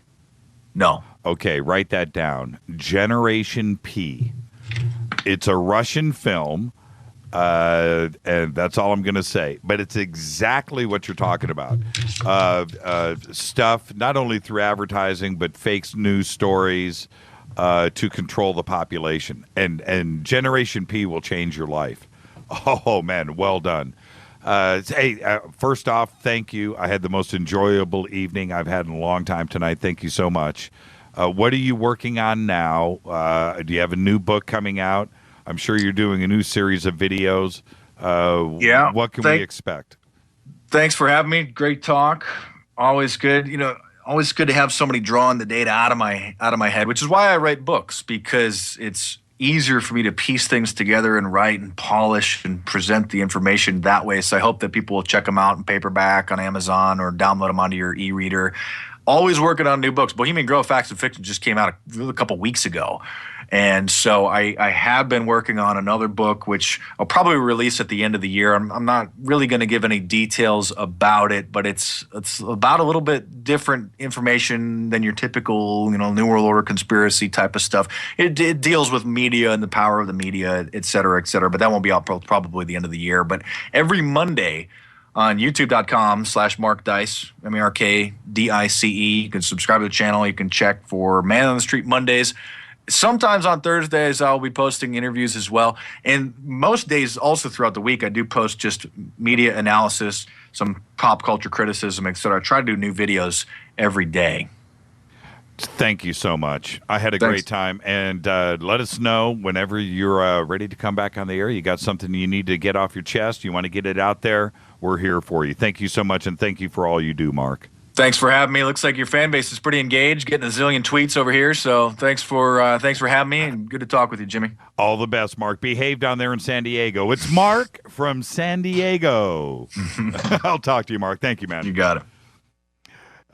Mark from San Diego, when you go and go to his YouTube channel, you have to go and check out the Sean Hannity, the Bill O'Reilly calls that he did in, because it is so funny. You see it, you're ready for it. It happens one time after another. Okay, next on the line is Mark from San Diego. Mark, how you doing tonight? And you know it's about to happen. And it's just, anyway, Mark Dice, thank you so much. Thank you for all the calls tonight. Had a wonderful time. Great week here. Last night, Patty Greer. Tonight, Mark Dice. Tomorrow night, Stanton T. Friedman will be right here. And, he did say Ex Machina. Of course, it's Ex Machina. Ex Machina. Such the gringo. Ex Machina. You have to check out that film. I very rarely recommend films, especially new ones. But Ex Machina is pretty interesting on the take on where the AI comes from. Mark talked about it, not to give away the ending of the film because it's not even close, but where did they get the data analysis for the AI? Well, this guy owns the Google. I forget what it's called, Blue Face or Face Blue, or it's not Facebook, but anyway. It's a amalgamation of a bunch of different terms. And anyway, so he gathers all of that search information and all of the cell phone data from around the world and develops his AI from that. And I thought it was totally telling for a look into the future. Ex Machina. I will highly recommend that film right now. This is Fade to Black. I want to thank Mark Dice. Fade to Black's executive producer is Rita Kamarian. Show is produced by Hilton J. Paul, Mark D. Kovar, LJ3, Renee, Mark Dunbar, and Jonas. Announcers are Steve Harder, Gene Bateau, and Mark D. Kovar. Fady is by Dale. Webmaster is Method of Signaling. Music, Doug Aldrich. Intro is Spaceboy, spaceboymusic.com. We got some new stuff coming on Monday. Fade to Black is produced by KJCR for the Game Changer Network. Syndication is KGRA The Planet. Tomorrow night, Stanton T. Friedman right here. Follow us on Twitter at JChurchRadio. Email is Jimmy@jimmychurchradio.com. Everybody be safe. See ya.